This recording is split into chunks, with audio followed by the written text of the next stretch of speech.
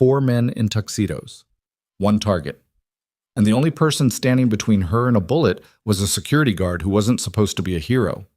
Ethan Cross had spent 12 years learning how to read a room, first in the Marines, then in every quiet, underpaid shift since.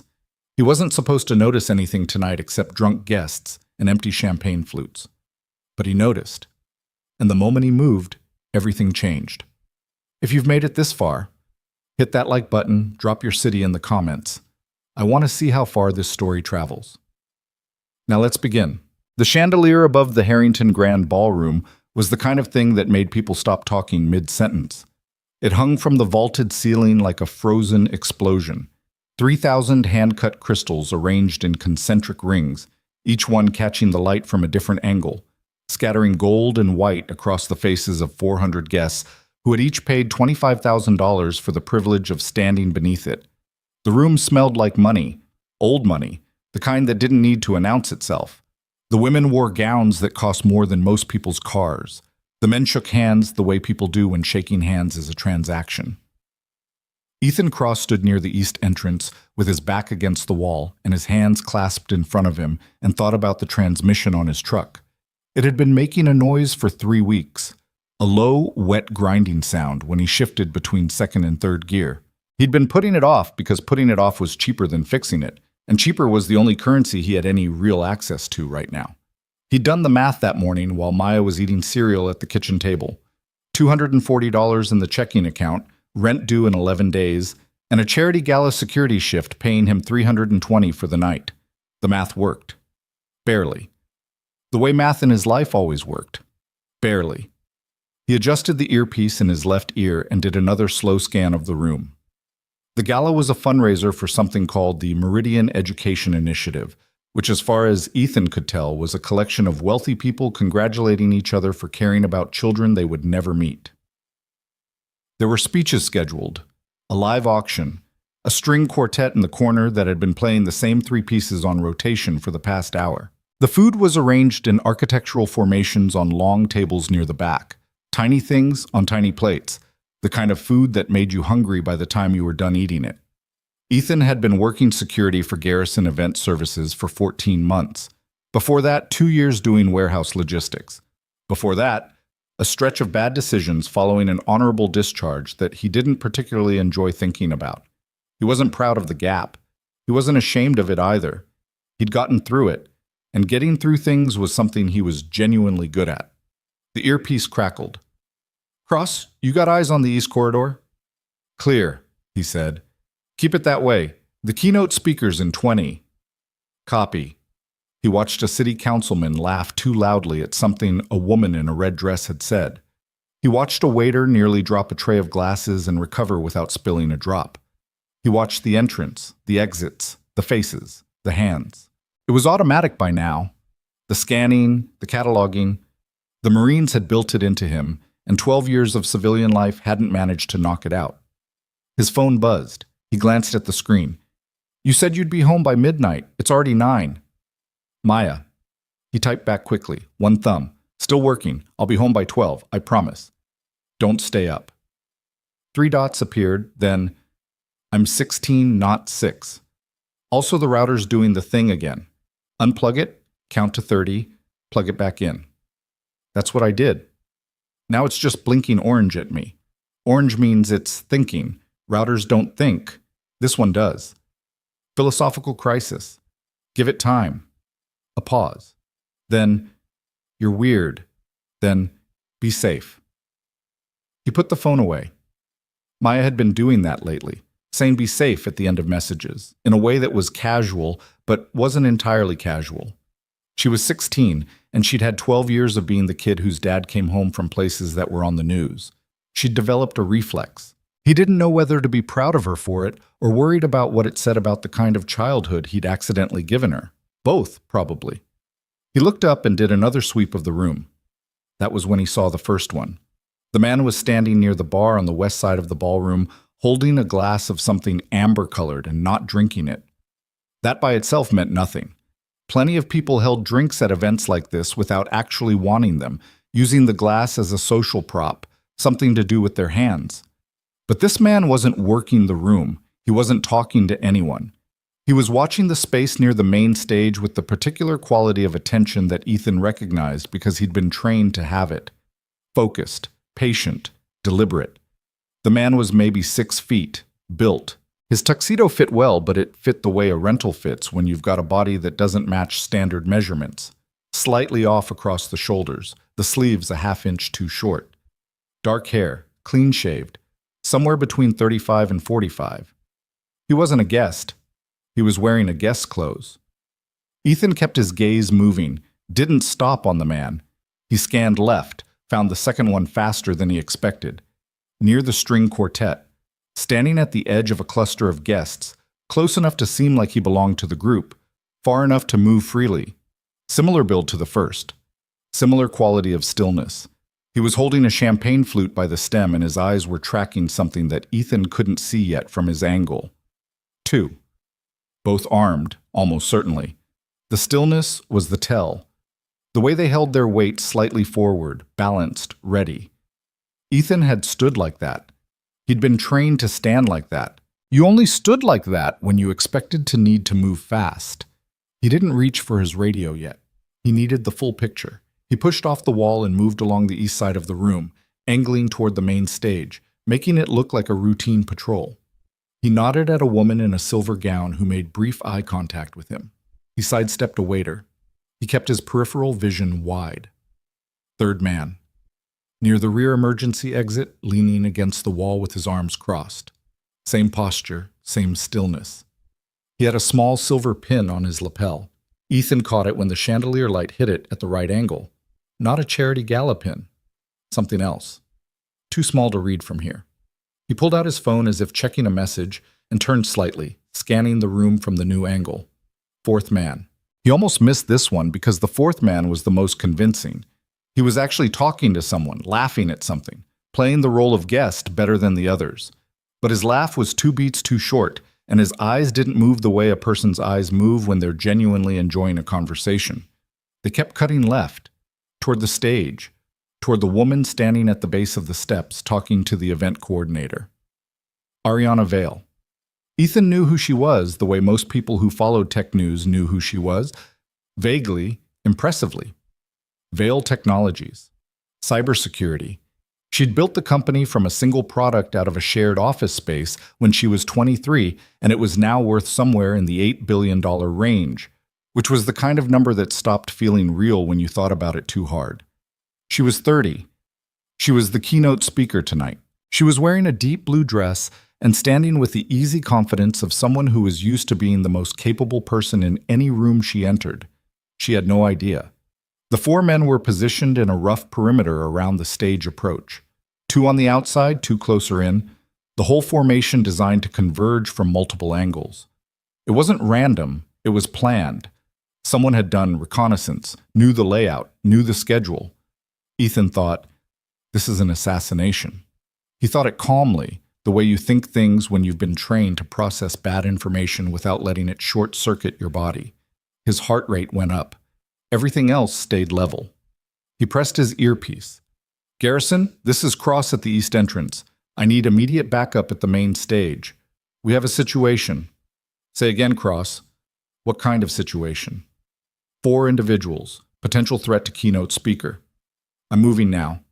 Get security to the stage exits. Cross, I need you to confirm before we... He took the earpiece out and put it in his jacket pocket. There was no time to confirm anything. The event coordinator was moving away from Ariana, which meant Ariana was about to be alone near the base of the steps, and the 2 inside men had already started shifting their positions. Ethan had maybe 45 seconds before the window opened. He moved across the room with his head down and his hands loose and his body relaxed, the way his sergeant had taught him to move when you didn't want people to know you were coming. The room was dense with guests, and the string quartet had transitioned to something louder, a Vivaldi piece, all motion and urgency, which was either ironic or useful. Ethan wasn't sure which. He reached Ariana Vale just as the first man broke from his position at the bar. Ms. Vale, Ethan said, stepping in close and turning so his body was between her and the approaching threat. I need you to come with me right now. She looked at him the way powerful women at expensive galas look at security guards who suddenly appear in their personal space, measuring, skeptical, not immediately impressed. "Excuse me?" "Security concern. We need to move." He kept his voice low and steady. "Please." "I have a keynote in... I know. I need 30 seconds of your time right now, or this night ends very differently than you planned." Something in his tone, the flatness of it, the complete absence of performance, made her stop. She looked at his face. She was smart enough to read it. "Okay," she said. He moved her left, toward the alcove near the stage entrance, which put a pillar between them and the man from the bar who had now cleared the crowd and was moving fast. Ethan caught the movement in his peripheral vision, the shift in the man's body. The moment the performance of guests dropped, and the professional underneath it emerged. The man adjusted course toward them. Ethan stepped out of the alcove to meet him. What happened next was not the kind of thing that looked graceful. Movies made fights look like choreography. This was not that.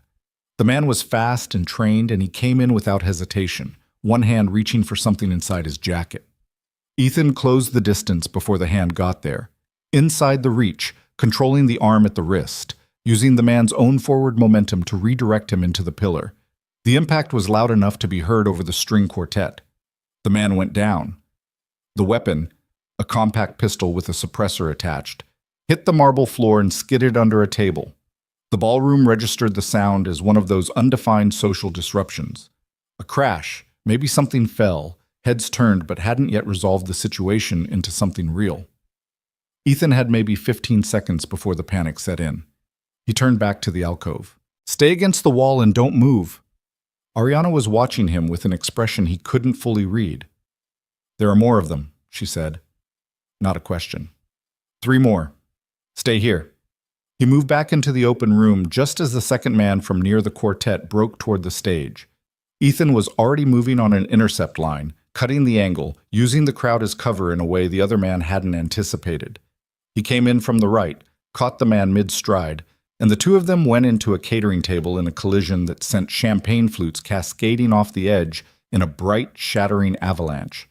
That was the moment the room understood that something was wrong.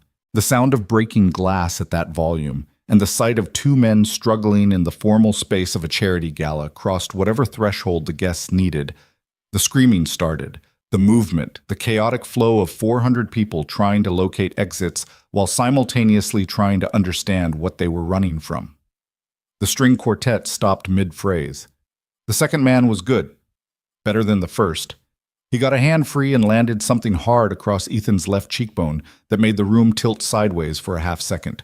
Ethan took it and kept moving, got his arm around the man's neck from behind, applied pressure, held it. 8 seconds. The man's body went slack. Ethan was breathing hard now. The adrenaline was doing what adrenaline does, sharpening and blurring at the same time. The third man, the one from the rear exit, had changed his objective. Instead of moving toward the stage, he was moving toward Ariana's position in the alcove. He'd spotted her while Ethan was occupied with the second man. Ethan shouted, just a single sharp sound, no words. And it pulled the man's attention for the fraction of a second he needed to cross the distance. He hit him at a run, shoulder into midsection, and they went down together between 2 rows of abandoned chairs. The man was heavier than Ethan expected and got on top for a moment, hands going for Ethan's throat.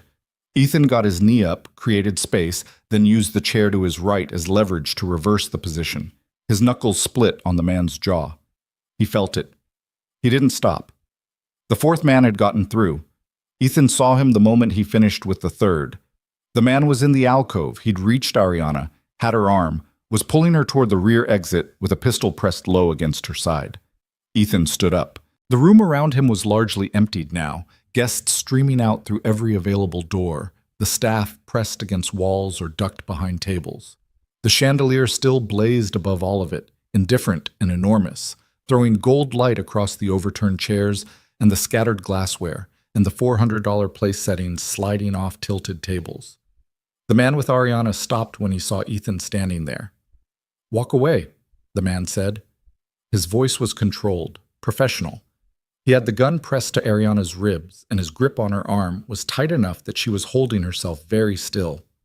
"This is not your problem." Ethan looked at Ariana. Her face was pale, but her jaw was set and her eyes were completely clear. Scared, but functional. He'd seen that look before, and people who decided to be brave because the alternative was worse. "You okay?" he asked her. She looked at him like the question was slightly beside the point given the gun situation. "More or less." "Good." He looked back at the man.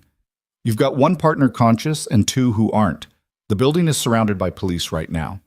I can hear the sirens. You can hear them too. Whatever this was supposed to be, it's done. Move aside or she gets hurt. If she gets hurt, you lose your only exit. The police want witnesses, not a hostage situation. Let her go and you might get out of the building." He had no idea if that was true. He was making it up as he went. The man's eyes moved to the entrance doors, listening to the approaching sirens. His grip on Ariana's arm shifted slightly. Not relaxing, but recalculating. Ethan moved, not toward the man. He angled right, changing the man's sightline, pulling his attention just enough. It was a half-second of divided focus, and half a second was everything he needed. He crossed the distance in 3 strides. His left hand went to the gun, redirecting it away from Ariana's body before the man could correct his aim. The weapon discharged. The suppressed crack of it was still loud enough in the empty ballroom that Ariana flinched. But the shot went wide, punching a hole in the plaster above the stage entrance. Ethan had the man's wrist locked, turned, and applied the kind of pressure that ended arguments. The gun hit the floor. Ethan put the man down next to it. He stood there for a moment, breathing. The sirens were very close now. Red and blue light strobed through the tall windows along the south wall, painting everything in brief, alternating colors.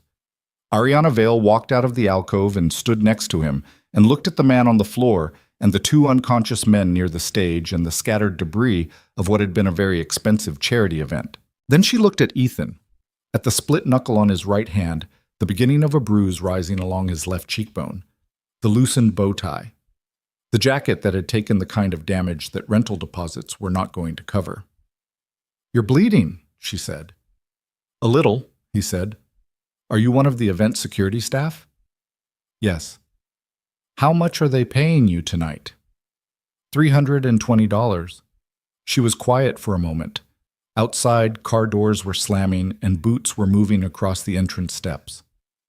"That seems insufficient," she said. "It usually is." The doors came open and the police came in, and the night dissolved into the organized chaos of statements and more statements, the flash of badge numbers and the yellow tape going up around things that needed to be preserved, and the gradual, careful process of understanding what had happened in the Harrington Grand Ballroom and why. Ethan gave his statement twice, once to a patrol officer and once to a detective named Sharp, who had the particular energy of someone who'd been woken up and wasn't angry about it yet, but was getting there. He answered the questions he could answer and said, "I don't know," to the ones he couldn't, and kept his account precise, the way he'd been taught to document things, what he saw, what he did, what the result was. He did not mention that his knuckles hurt worse than he was letting on, or that his left ear was ringing from the suppressed gunshot, or that he was going to be extremely stiff tomorrow morning.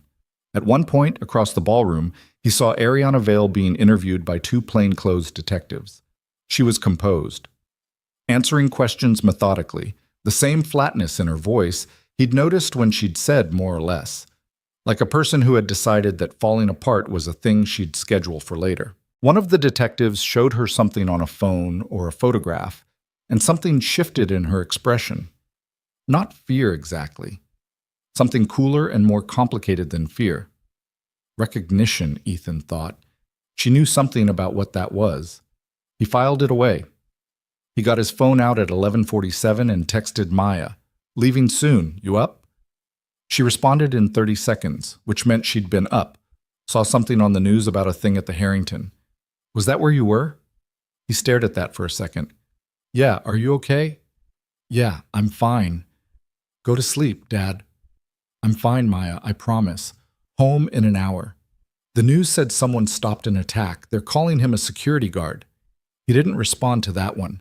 He was almost at the exit when Ariana Vale appeared beside him. She'd collected a small clutch purse from somewhere, and her hair had come partially loose from whatever arrangement it had been in at the beginning of the evening. Two of her security detail, her actual security detail, the kind that came with a net worth in the billions, were behind her at a respectful distance. "Mr. Cross," she said. He stopped. "Ms. Vale, I wanted to say thank you, in person, before you disappeared into the night." "You're welcome." She studied him for a moment. "Can I ask you something?" "Sure." "When you made the decision to intervene, when you saw those men and understood what was happening, was there a moment of hesitation? I'm curious what the calculation looked like." It was a strange question. He thought about it honestly instead of giving her the easy answer. "No hesitation," he said. "But it wasn't a calculation either. It was just, they were there, you were there, and I was the only one who'd noticed. So, she said. So. She was quiet for a moment, looking at him with the same focused quality she'd had when they were standing in the alcove, and she'd looked at his face and decided to trust him. "I know who these men work for," she said. Her voice was very quiet now, just for him. "And if I'm right, this isn't over. This was the first move." She paused. "I want to talk to you tomorrow, properly. Will you hear me out?" He thought about the transmission, the 11 days until rent, the $320 that wasn't in his account yet. He thought about Maya texting him from the couch, where she'd been watching the news, pretending she hadn't been worried. He thought about the look in Ariana Vale's eyes when the detective had shown her whatever he'd shown her. The recognition. "Yeah," he said. "I'll hear you out." He drove home through quiet streets, the city half asleep around him. The truck made the grinding noise between second and third, and he shifted around it the way he'd learned to do, keeping it smooth, compensating. Maya was on the couch when he came in, laptop open, the local news still streaming. She looked up at him with the specific expression she had when she was trying to assess whether he was actually okay or just claiming to be. Sharp eyes moving over the bruise on his cheek and the wrapped knuckles and the ruined jacket. "You said you were fine," she said. "I am fine." "You look like you lost an argument with a pillar." "I mostly won that argument." He sat down next to her, and the couch cushion exhaled sadly under the combined weight. "How much did they have on the news?" "Not much. They said a security officer intervened and stopped an attack on Ariana Vale. They didn't have your name." She looked at him. "But I knew." Educated guess. "You were the only security person working that event who was also a Marine, so yeah, educated guess." She pulled her knees up. "Was it bad?" "It was manageable." "Was anyone hurt?" "No one permanent." She was quiet for a moment, then, "You talked to her, to Ariana Vale." "Briefly." "And?" He looked at his daughter. She was 16 and her mind worked like a machine that had no off switch, always running, always connecting things, always 3 steps ahead of wherever the conversation was supposed to be. She'd gotten that from her mother's side, he was fairly sure. He'd always been more of a step 1, step 2 kind of thinker. Maya thought in spirals. "She wants to meet tomorrow," he said. "She thinks she knows who's behind it, thinks it's not over." Maya absorbed this. "And you said yes." "I said I'd hear her out." "That's a yes." She turned back to the laptop and pulled up something. It took her about 8 seconds. She turned the screen toward him. Ariana Vale, founder and CEO of Vale Technologies. Net worth estimated at $8.2 billion. Company specializes in enterprise cybersecurity infrastructure. In 2019, Vale provided key data to federal investigators that led to the conviction of Marcus Holt, former CFO of Renshaw Capital, on charges of securities fraud and wire fraud. Holt was sentenced to 14 years, conviction overturned on appeal in 2022. Current whereabouts, unknown. Ethan read it twice. "I found that in 4 minutes, Maya said. She's been targeted because of what she did to Holt, or because of what her company has that someone wants. Maybe both." She looked at him steadily. "This is bigger than a security shift, Dad." He looked at the name on the screen. Marcus Holt. He let the information settle. Yeah, he said. I think you're right. Maya closed the laptop. So what do we do? You go to school, I go to the meeting. That's not what I meant, and you know it. He knew. He looked at her for a long moment. The set of her jaw, the directness of her eyes, the particular quality of stubbornness that he recognized because he saw it in the mirror every morning. Let's see what she has to say, he said finally. Then we figure out what comes next. Maya nodded. She stood up, stretched, padded toward the hallway, and then stopped. Dad. Yeah. You did the right thing tonight. She said it matter-of-factly, the way she said most things. Just so you know. He stayed on the couch after she went to bed and looked at the ceiling and listened to the street outside. The distant sound of a car passing, the settling of the building, the ordinary quiet of an ordinary neighborhood that had no idea that tonight anything had changed. He looked at his hand. The knuckles had stopped bleeding. They'd be stiff in the morning. He thought about 4 men in tuxedos who hadn't been guests. About a woman who'd known in an instant, looking at his face, that she could trust him. About a name on a screen to Marcus Holt, and the particular kind of danger that comes from a man who's already lost everything and decided someone else should pay for it. He thought, walking away was always the easier choice. He thought, I've never been good at easier. The truck would need the transmission fixed eventually. The math would have to find a way to work. It always did. He'd learned that much. He got up, turned off the living room light, and went to bed. The night was quiet. It wouldn't be quiet for long. The Vail Technologies building sat 43 floors above the financial district and looked, from the street, like someone had designed it to make other buildings feel inadequate. All glass and clean angles. The kind of architecture that said we are serious about the future without actually having to say anything. Ethan had driven past it a dozen times in his life and never thought about it.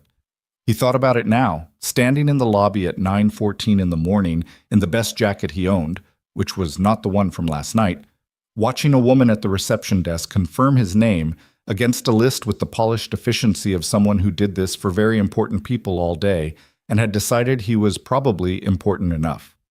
The bruise on his cheekbone had gone purple overnight. He'd looked at it in the bathroom mirror that morning while Maya ate toast at the kitchen table and told him it gave him character. He'd told her character was overrated. She'd said everything he said about things he was bad at was that. The elevator opened on the 38th floor, and a woman named Claire, who introduced herself as Ariana's executive assistant, walked him through a hallway that was all light and quiet, and the particular silence of serious work being done behind closed doors. She stopped at a corner office and knocked twice. "Come in," Ariana said. She was at the window when he walked in, coffee cup in hand, looking out at the city with the same focused expression he'd seen last night in the alcove, like she was reading something in it. She'd traded the evening gown for dark slacks and a gray blouse, and she looked, Ethan thought, more like herself this way. Less like a keynote speaker. More like someone who actually ran things. "Mr. Cross," she said, turning. "Thank you for coming. Sit down." He sat. The office was large but not theatrical. A working space, stacked files, a whiteboard covered in diagrams and notation along one wall, 2 monitors angled on the desk.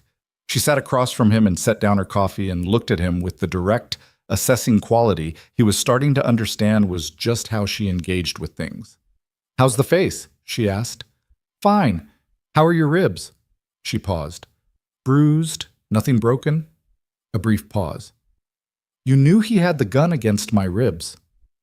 "The way you were holding yourself. You were compensating, keeping your torso from moving against it." She nodded slowly, filed that away somewhere. "I did some reading about you last night. I figured you would. Marine Corps. 2 tours. Honorable discharge. 7 years of various things after that. Currently Garrison Event Services." She said the last part without inflection, but the absence of inflection carried its own weight. "You were decorated. That was a long time ago. Valor doesn't expire. The paycheck for it does." He meant it as a deflection, but it landed more honestly than he intended. He moved past it. "You said last night that you knew who was behind it, and that it wasn't over." She stood up and went to the whiteboard. "Marcus Holt," she said, and wrote the name in the upper left corner.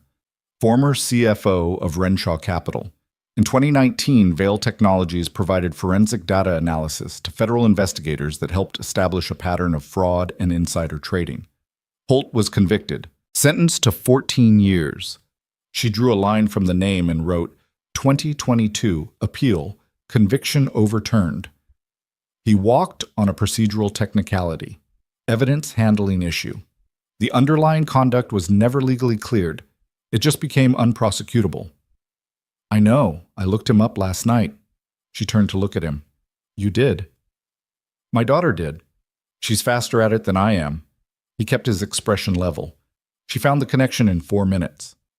Something shifted in Ariana's face. Not surprise exactly, more like recalibration. How old is she? 16. Another brief recalibration. She turned back to the board. When Holt's conviction was overturned, I received security threat assessments suggesting he'd made statements about me, about this company.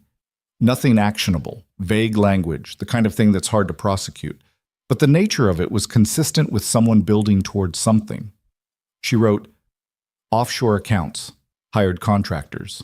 What I found out this morning, which the police also found out this morning, we've been in contact, is that the 4 men from last night are all former private military contractors. 2 of them have traceable histories to a shell company registered in the Cayman Islands.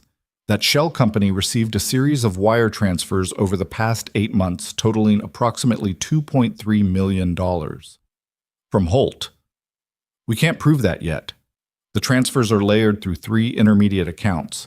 But the timeline, the origin geography, and the target, she stopped. The working theory is yes. Ethan looked at the board. What does he want? Just to hurt you? No. She said it with a quiet certainty. That's what I thought at first. But last night, after the police left, my security team did a full audit of our systems. Someone attempted a network intrusion at 11:47 p.m. during the chaos of the attack. She drew a circle around a section of notes. They were using the physical event as a distraction or as a fallback. The primary objective was likely digital, access to our systems. What's in your systems worth that kind of effort? She was quiet for a moment, not reluctant, more like she was deciding how much to say and in what order. Veil Technologies has spent 3 years developing a platform called Sentinel, she said. It's an AI-based infrastructure security system, not a product we've released, an internal prototype. If it works at scale, and we believe it does, it would be capable of monitoring and defending the digital infrastructure of mid-sized nations, governments, military contractors, financial systems. She paused. It would be worth significantly more than this company's current valuation. How much more? Conservative estimate, 40 to 60 billion over 10 years, possibly more depending on licensing structure. Ethan did not say anything for a moment. He sat with that number. Holt doesn't have that kind of money to develop it himself, he said. No, but he knows people who do. People who lost significantly when his conviction tanked Renshaw Capital's stock. People who've spent the last 4 years very quietly nursing a grievance. She sat back down across from him. I'm not just a target because Marcus Holt is angry at me, Mr. Cross. I'm a target because someone wants what I built, and Holt has the personal motivation and the existing criminal infrastructure to deliver it. Ethan leaned forward, elbows on knees. Why are you telling me this? You have a security team. You've been talking to the police. The police are working the 4 men from last night. They'll get somewhere with that eventually. She folded her hands on the desk. My security team is excellent at what it's designed for. Protecting a building, protecting an executive. They're not designed for what I think this situation actually is. She looked at him directly. You saw 4 men in a room full of 400 people and understood exactly what they were before any of them moved. In less than 2 minutes, you took down 3 and managed the 4th with your words before taking him physically. You did this at a civilian event, without a weapon, in a tuxedo that cost you nothing. It was a rental, he said. I know, I'm covering the damage deposit. A brief pause. I want to hire you, directly. Personal security, yes, but also eyes. Someone who can look at a room or a situation from the outside and see what people inside it stop seeing when they're too close. He didn't say yes immediately. He thought about the transmission.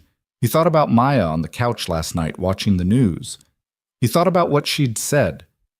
This is bigger than a security shift, and the particular accuracy of it. What are you paying? He said. She named a number, weekly.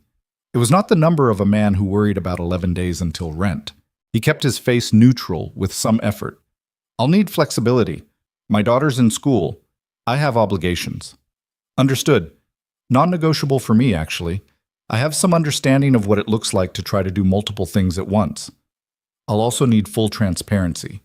Whatever you know about Holt, about the network, about the attempted intrusion, I see all of it. I can't work from a partial picture. Agreed. She extended her hand across the desk. He shook it. Her grip was firm, and she didn't make a performance of it. There's one more thing, he said. Yes? My daughter. She found the Holt connection in 4 minutes from a news report and a public records search. She's better at information analysis than most adults I've met. If this investigation goes where I think it's going, if there's a digital component, a financial paper trail, she could be useful. Ariana looked at him with an expression that was clearly recalibrating again. You want to involve your 16-year-old daughter? She's already involved. She started last night without being asked. He met Ariana's eyes. I'd rather she be inside the tent than working from the couch. A long pause. What's her name? Maya. Ariana was quiet for a moment longer. Then, bring her by this afternoon. Let me meet her. Maya sat across from Ariana Vale in the same chair her father had occupied that morning, holding a glass of water she hadn't touched, and looked at the whiteboard with a focused attention that Ethan recognized immediately, and Ariana seemed to recognize after about 12 seconds. You already know about Holt, Ariana said. It was not a question. Public records, securities filings, and the archived court documents from the 2019 case. Maya set down the water. The appeal was granted because a junior associate at the FBI field office didn't follow proper chain of custody on a batch of hard drives, but the financial data those drives contained was corroborated independently by Vale Technologies' own analysis. The problem is Vale's analysis was treated as supporting evidence, not primary evidence. When the primary evidence got thrown out on the chain of custody issue, there was nothing solid enough left to re-prosecute without rebuilding the case from scratch. Ariana looked at her for a moment. That's correct. You pulled all of that from public records? Court records are public. Securities filings are public. You just have to know which databases to cross-reference and be willing to read several hundred pages of legal documents, which most people aren't. Are you? I read fast. Ariana looked at Ethan. Ethan looked back at her with an expression that said, "This is what I told you." Maya pulled out a printed sheet she'd brought in a folder. Spiral-bound, Ethan noticed, because Maya spiral-bound things she considered important, which was a habit he'd never quite traced to its origin. She put it on the desk. I also pulled the shell company registration. Tidefall Holdings, Cayman Islands, registered 14 months ago. The registered agent is a law firm called Brentwood and Cass. They've acted as registered agent for 11 other shell companies in the last 6 years. 4 of those companies have been cited in SEC investigations. None have been successfully prosecuted because shell company structures in the Caymans are specifically designed to make prosecution expensive and slow, Ariana finished. Right. But, Maya tapped the sheet. 2 of those 4 companies received wire transfers from the same correspondent bank in Cyprus, and that correspondent bank has one recurring client, a private equity firm called Greywall Partners that was majority funded by Renshaw Capital before its collapse. The room was quiet for a moment. Greywall Partners, Ariana said slowly. You know it? Ethan said. I know the name. She stood up and went back to the whiteboard, added it. Her handwriting was fast and slightly angular. Renshaw Capital had several subsidiary investment vehicles. Greywall was one I'd flagged in 2018 but couldn't build a complete picture on. By the time we'd developed the analysis further, the federal case had already been filed and Greywall was peripheral to the primary charges. She looked at the board. If Greywall is still operational and still connected to Holt's network, then he's not working alone and he's not working with personal money, Ethan said. He never was, Maya said. That's the part I think got missed in the original investigation. Holt was prosecuted as the architect, But the architecture was too big for one person. He was the front. There are investors behind him who lost billions when Renshaw collapsed. People with the resources to fund a sustained operation. Ariana turned from the board and looked at Maya with the same focused, recalibrating attention she'd given Ethan that morning. "I want to offer you a formal consultation arrangement," she said. "Paid. Through our security research division. We have a student research program, which makes it administratively straightforward." She paused. "With your father's agreement." Maya looked at Ethan. He gave her the small nod she was waiting for. "Okay," she said, "but I want access to Vail's internal transaction records from the 2018 to 2019 analysis. The ones that weren't submitted as primary evidence. I want to see what you had that never made it into court." Ariana almost smiled. It was a small thing, almost not there. "I'll arrange clearance." The next 5 days were not glamorous. Ethan had expected something dramatic to happen quickly. Another attack, another move from Holt's network, some escalation that would force action. What happened instead was slower and more exhausting, and in some ways more unsettling, because it looked like nothing from the outside. He came to the Vail Technologies offices every morning. He walked the building's security protocols with their head of physical security, a compact former Secret Service agent named Devlin, who had the useful quality of being completely unimpressed by credentials and completely focused on problems.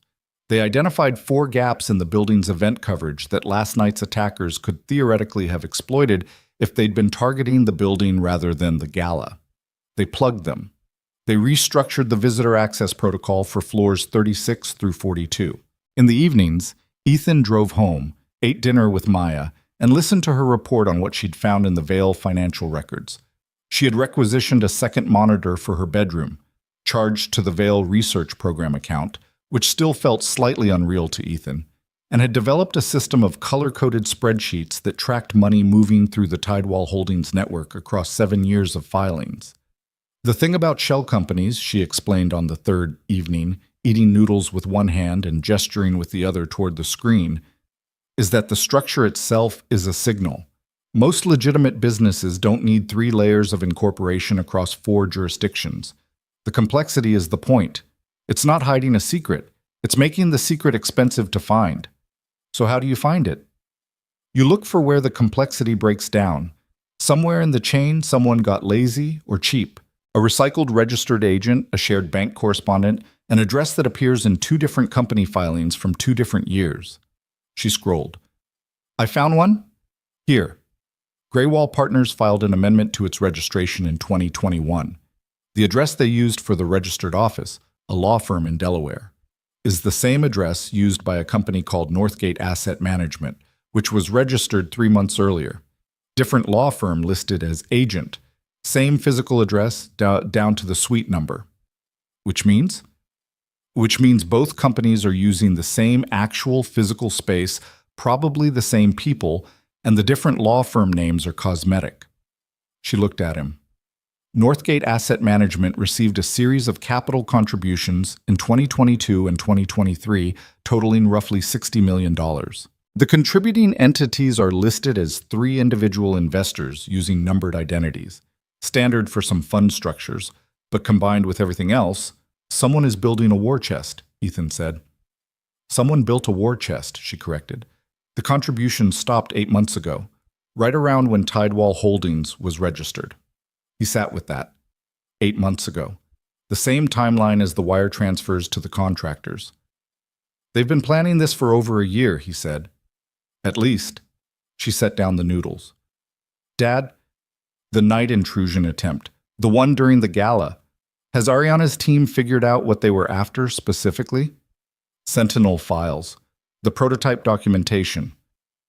Maya was quiet for a moment, in the specific way she was quiet when she was running calculations.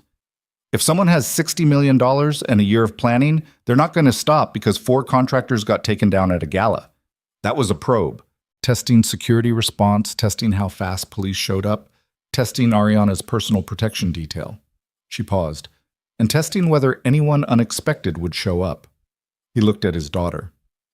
"Testing me," he said. "Maybe.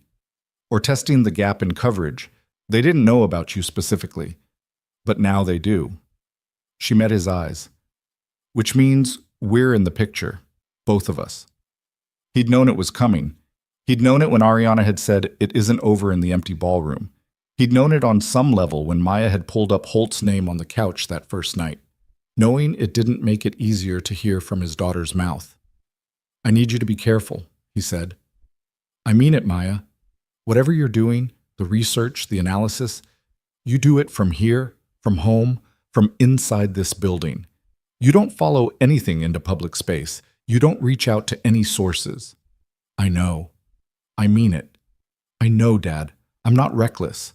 You're 16 and you're good at things, and people who are good at things sometimes confuse competence for invulnerability." She gave him the look she gave him when he said things that were true, but annoying. "That sounds like something you should hear yourself say." He didn't answer that. The development that changed the texture of everything happened on the 6th morning.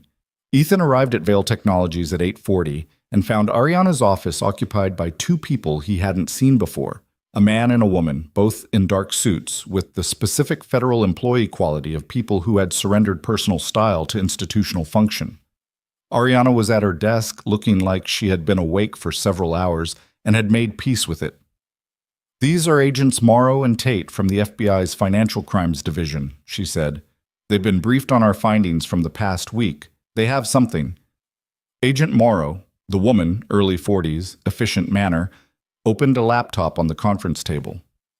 "We've been tracking Marcus Holt since his release. As of 4 days ago, we have confirmed movement. He entered the country under a secondary passport, an Irish document we didn't have flagged.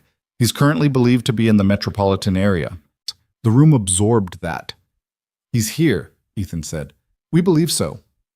We also believe," she clicked to the next document, "based on intercepts from the past 48 hours, that the timeline for whatever Holt's network is planning has accelerated.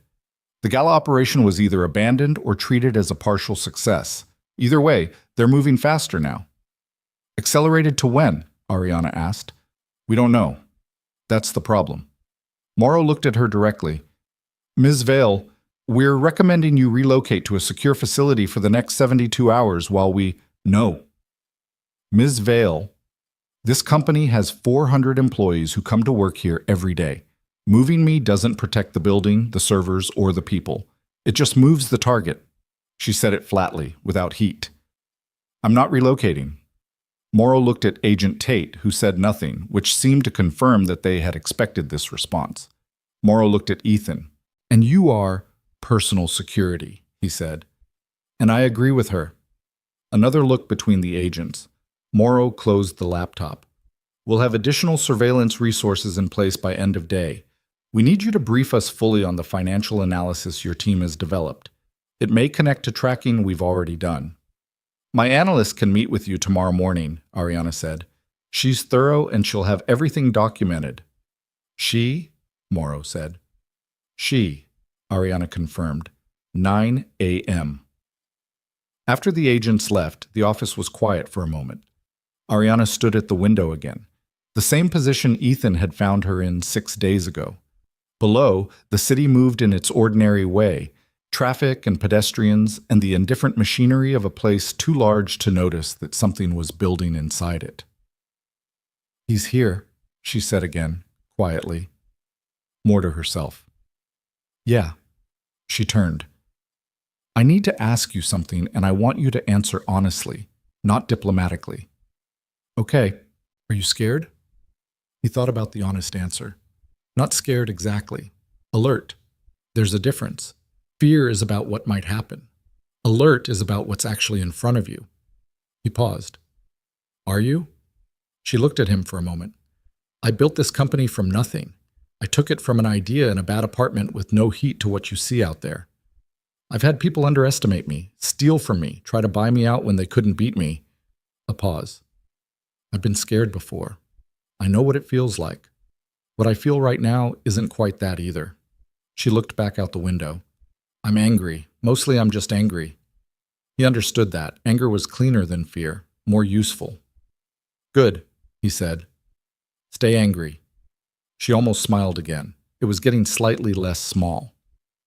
Outside the windows, 43 floors below, the city went about its ordinary day, and somewhere inside it, Marcus Holt was moving through it with a plan that had been a year in the making and a network that had $60 million behind it, and a target he'd spent 4 years deciding he was owed.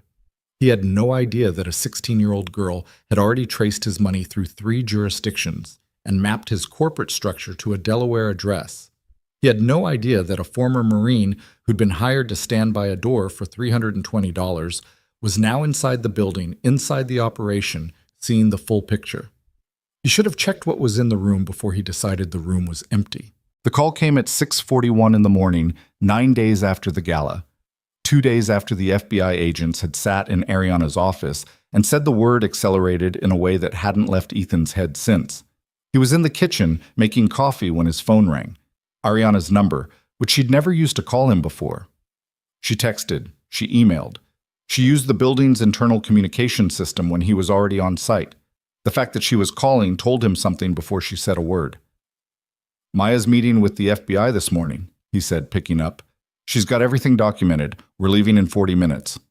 Don't come to the office yet." Her voice was controlled, but it had a different texture than usual, tighter. "My network security team picked up something overnight. Someone made a second intrusion attempt around 3 a.m. This one got further than the first." He set down the coffee. "How far?" They were stopped before reaching Sentinel's file partition, but they established a foothold in our lower system architecture. Our team found and removed it this morning, but... A pause.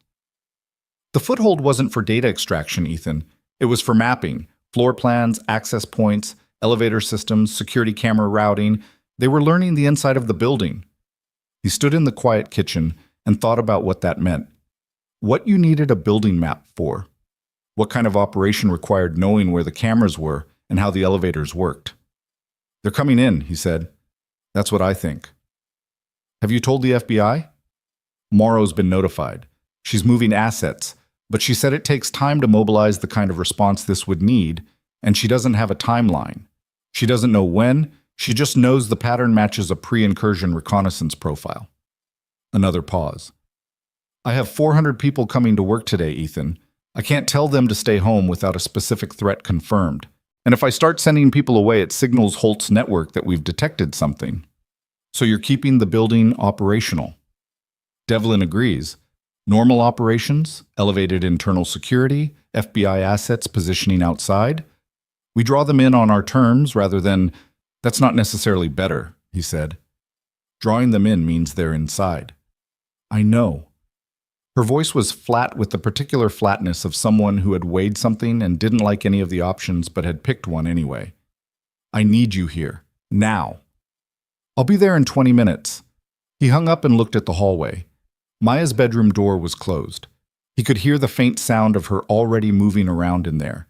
She woke up early on important days, always had, something about her brain wanting time to prepare. Today was the FBI briefing day. She'd been organizing her documentation for 2 nights. He knocked on her door. "Maya, change of plans," Dit said. She didn't argue about staying home. That was the thing that stayed with Ethan as he drove through the early morning city. She'd listened, asked 2 precise questions, and then said okay with the steadiness of someone who understood the situation rather than a teenager being managed. He didn't know whether that made him proud or whether it broke something in him slightly that she'd had to develop that kind of steadiness. Both, probably. The same answer as always. He'd set up the remote access protocol with Vale's IT security the week before. Maya could connect to the research partition from home, securely, and the connection was encrypted end-to-end. He'd had Devlin install a secondary lock on the apartment door and brief the building super on not letting anyone up without calling Maya's phone first. It wasn't a fortress. It was the best available option, which was a phrase that had come to define the past 9 days. The Vale Technologies lobby was different when he walked in at 7:18. Functionally, the same. The same reception desk, the same badge scanners, the same building directory on the east wall.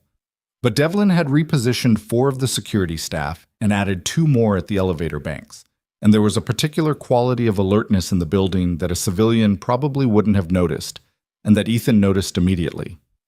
Devlin met him at the elevator. He was a compact man in his late 40s who communicated primarily through brief statements and long silences, which Ethan had come to understand as a sign of respect. Devlin explained things fully to people he considered worth explaining things to. 6 confirmed assets from FBI are in position on the street and in the parking structure, Devlin said. 2 more in plainclothes in the lobby. I've restricted elevator access above floor 30 to badge only, added a secondary check at the stairwell exits on floors 35 through 42. He paused. We still have a problem. The loading dock, Ethan said. A brief silence that confirmed it. City inspection this morning, scheduled 3 weeks ago, routine HVAC compliance review. 3 city contractors have legitimate access from 8 a.m. I've run the names. They check out. But the building schematic they accessed in the overnight intrusion included the loading dock service route, which is exactly where you'd stage if you wanted to move people and equipment inside without going through the main entrance. Yes. Can you reschedule the inspection? Made the call at 6 a.m. City Inspector's supervisor said rescheduling 48 hours in advance voids the compliance cycle and triggers an automatic fine and a secondary audit. The building's ownership, Devlin paused in a way that indicated he found this part distasteful, said to let the inspection proceed. Ethan looked at him. The building's ownership doesn't know we're potentially having armed contractors in the building today. The building's ownership knows there's an elevated security situation. They made a legal calculation. Another pause. I disagreed. Okay, Ethan said. The inspection proceeds. You put 2 of your best people on the dock from 7:45. Anyone who comes through that entrance gets eyes on them every second they're in the building. The moment something doesn't match. Anything, you call it. Devlin nodded. It was the decision he'd already made. He just wanted confirmation. Ms. Vale is upstairs. Ariana was at the whiteboard when he walked in, which was where she seemed to process difficult information. Standing, writing, making the invisible visible. She'd added to it overnight. The board was dense now, a map of connections and timelines and financial flows that had grown from a single name in the upper left corner to something that covered most of the surface. Agent Morrow was there too, jacket on, no coffee, looking like a person in the middle of something. Assets are in position, Morrow said when Ethan walked in. We have a mobile command unit 2 blocks east. If this moves today... She stopped, chose the word more carefully. When this moves, we'll have response capability within 4 minutes of a call. 4 minutes is a long time, Ethan said. I know that. People can die in 4 minutes. I know that too. She met his eyes without flinching. We're working with what we have. The legal threshold for a preemptive move isn't there yet. I need them inside the building and actively engaged before I can mobilize a full entry team without risk of the whole case getting thrown out on Fourth Amendment grounds.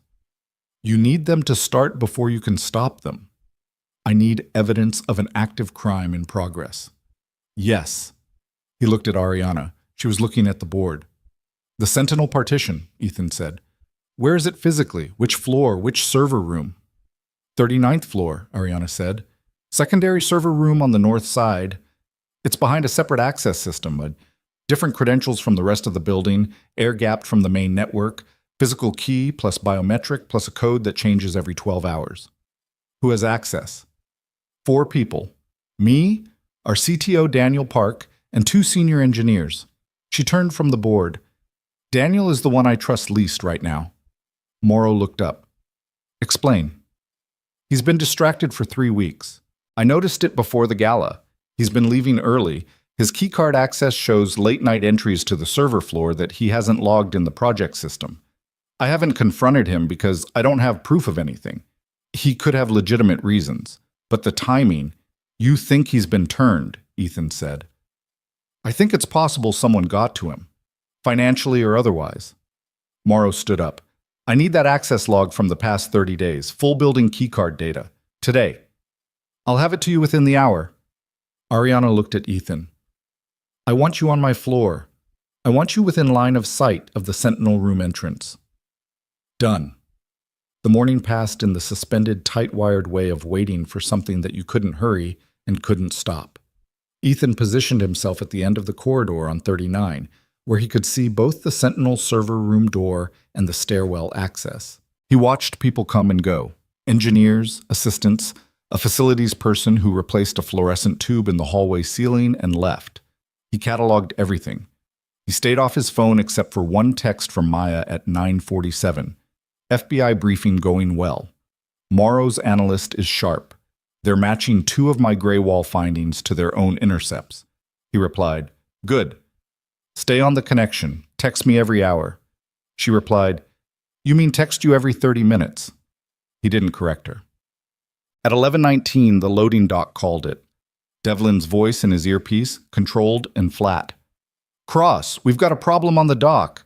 City contractors showed credentials that matched the scheduled inspection, but the HVAC equipment they brought in, one of the cases is the wrong dimension for the declared manifest. Contractor 3 is carrying something under his jacket, and it's not a tool belt." "How many?" 3 confirmed on the dock. Building camera shows a white cargo van on the service road that's been there since 7:50 and hasn't unloaded. Unknown occupants. "Pull the dock team back. Don't engage." "What floor are they on?" "Dock level. Service elevator is active. Someone called it from the dock 30 seconds ago." The service elevator went to every floor. Ethan pressed his earpiece.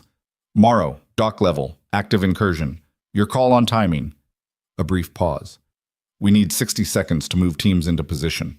Keep the service elevator busy. Floor changes, anything. Don't let them establish position inside before we have entry teams at the exits." "Devlin," Ethan said. "Already on it," Devlin said. "Service elevator's been recalled to 42. Maintenance override." 60 seconds, maybe 90. Ethan looked at the Sentinel room door, looked at the stairwell. Did the math on what 3 contractors on the dock level plus unknown occupants in a cargo van added up to? The dock team was the visible element, the distraction, probably. The van was the real operation. He pushed off the wall and moved to Ariana's office. He opened the door without knocking. She was at her desk, on a call, and looked up with an expression that changed immediately when she saw his face. She ended the call. "Now?" "Loading dock. 3 in the building, more in a van outside. FBI is 60 seconds out." He crossed the room. "I need you away from the windows and away from this office." "The Sentinel room. You have your credentials?" "Always. That room is air-gapped, reinforced door, separate access system. It's the most defensible space on this floor." He was already moving. She was already following. "Is there anyone else on this floor right now?" 2 engineers, end of the hallway. The glass-walled office." "Get them." She went. He went to the stairwell door and held it. Listened. Nothing yet, but the service elevator ping from the floor below reached him faintly through the metal of the door. They were moving. Ariana came back with the 2 engineers. A woman named Rhea and a man named Sullivan, both of them reading the situation in Ethan's face and going pale and quiet in the way that intelligent people go quiet when they understand something has gone from abstract to concrete. "Sentinel room," Ethan said. "Now, all of you." They moved down the corridor. Ariana's keycard, her thumb on the biometric panel, the 6-digit code. The door was heavy, reinforced steel behind a facade panel, the kind of door that was installed for exactly this kind of situation. It opened. They went in. Ethan held the door. "Lock it from inside. Do not open it for anyone who isn't FBI with a badge you can physically read. Anyone who says they're me, doesn't matter. You don't open it." Ariana looked at him from inside the room. The engineers were behind her, already pulling out phones. The room was cold and humming with server racks and blue indicator lights. It was strange. The most valuable thing in the building was also the most secure, and she was locked inside it, which was the right place to be, and he was standing outside it, which was also the right place to be. "Ethan," she said, "I'll be fine." "That's not what I was going to say." She met his eyes. "Be smart. Not just brave. Smart." He almost said something else. He pulled the door shut instead and heard the locks engage on the other side. He turned to the corridor and assessed. 1 way in from the stairwell, 1 way in from the main elevator bank, 1 interior corridor connection to the east side of the floor. Devlin's voice in his ear. "Cross, We've got 3 more through the loading dock. They split from the first team. 2 are heading for the main stairwell. 1 has gone east into the building interior. The van. Doors open. I count 4 exiting. 7 total. Maybe 8. Where's Devlin? He said into the earpiece. Lobby, holding the main desk team. 2 of FBI's plainclothes are with me. We've got the ground floor. I need someone on 39.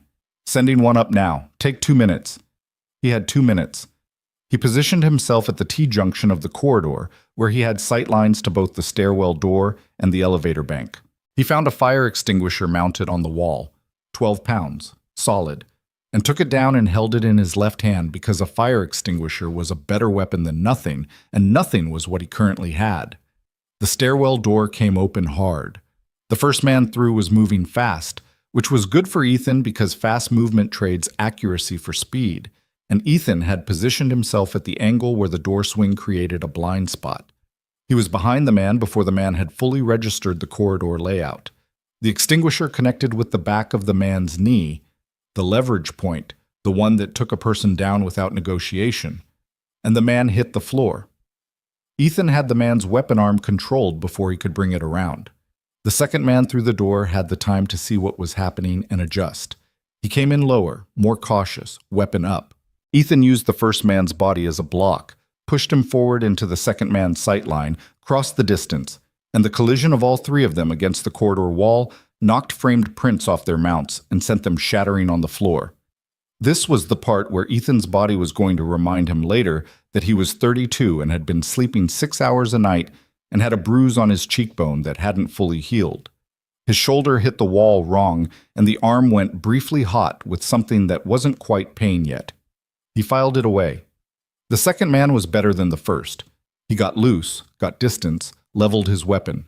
Ethan went left. There was an office door to his left. He took it, the bullet went into the door frame above his shoulder, and the wood exploded in a spray of splinters. He was inside the office, desk between him and the door. Not a good position, but a buying time position. His earpiece crackled. Morrow's voice. Entry teams are in the building, main entrance and dock level. 30 seconds. He heard footsteps in the corridor outside. Was the second man approaching the door, not rushing, controlled, professional. Ethan picked up the desk chair. It was one of those expensive ergonomic things that weighed about 15 pounds. He waited for the door to come open, and when it did, he threw the chair at head height and stepped forward into the throw, using the distraction to close the distance while the man's hands went up reflexively. It still hurt when the man's elbow caught him on the same cheekbone. It hurt worse than it should have because of the existing bruise, and Ethan made an involuntary sound that he was not proud of and drove his knee up and followed it with everything his shoulder had left. And the man went down and stayed down. He stood in the doorway of the office, breathing hard. His cheekbone felt like it was on fire. His shoulder was sending messages he was going to have to attend to eventually. Down the corridor, the third man, the one Devlin had said went east, emerged from the connecting hallway. He stopped when he saw Ethan and the 2 men on the ground and whatever was visible in Ethan's face at that moment. They looked at each other. From below, muffled by floors and concrete, Ethan could hear the sounds of entry. Heavy footfalls, shouted commands, the procedural noise of a law enforcement operation moving fast through a building. The FBI was inside. The third man looked at the stairwell, looked at Ethan, looked at the stairwell. "Don't," Ethan said. He was winded, and his voice came out rougher than he intended. "There's nowhere to go. They're on every floor by now." The man stared at him for a long moment. Something in the calculation shifted. Ethan could see it, the moment when the operational math became obvious and staying operational became irrational. The man set his weapon down on the floor slowly, by the barrel, and put his hands up. Ethan exhaled. His shoulder throbbed. "Smart," he said. Bisset. He found out about Daniel Park 20 minutes later. Park had been detained in the parking structure. He tried to leave the building at 11:22, which was 8 minutes before the dock team came through, which told Ethan and Morrow everything they needed to know about what Park had known and when he'd known it. In the arrest search, they found a burner phone with 6 messages from an encrypted number, all within the past 2 weeks, the most recent of which was a single word sent at 11:15 that morning. "Go." the signal that the operation was live. Park had known the timeline. Park had been the inside piece, someone who could confirm access protocols, confirm Ariana's location in the building, confirm which engineers would be on the Sentinel floor on a Tuesday morning. Someone had gotten to him. Morrow said later that it looked like financial leverage. Park had a sister with significant medical debt that had been quietly purchased by an LLC connected to the Northgate network. The leverage was the debt. The threat was obvious. Ethan thought about that for a long time afterward, how you could turn someone not through conviction, but through the exploitation of something they couldn't fix any other way. Park hadn't wanted to do it. That was almost harder to think about than if he had. The cargo van team had been stopped in the parking structure by 2 FBI entry agents before they reached the building. Of the 7 confirmed operatives, 4 were in custody. One was being treated for injuries sustained in the lobby when Devlin and the FBI plainclothes officers intercepted them, and 2 had managed to exit the building during the initial chaos before the perimeter was fully established. 2 were loose. Morrow told Ethan this in the corridor on 39 while an FBI forensics team worked the stairwell, and the way she told him, straight without softening it, confirmed that she'd come to understand in the past 10 days that he needed the unfiltered version. The van team's objective was the server room, she said. We recovered equipment from the van consistent with forced entry tools and portable drive copying hardware. They weren't here to destroy Sentinel. They were here to take it. And Holt? Ethan asked. Morrow was quiet for a moment. Not in the building, not in the van, not on the dock.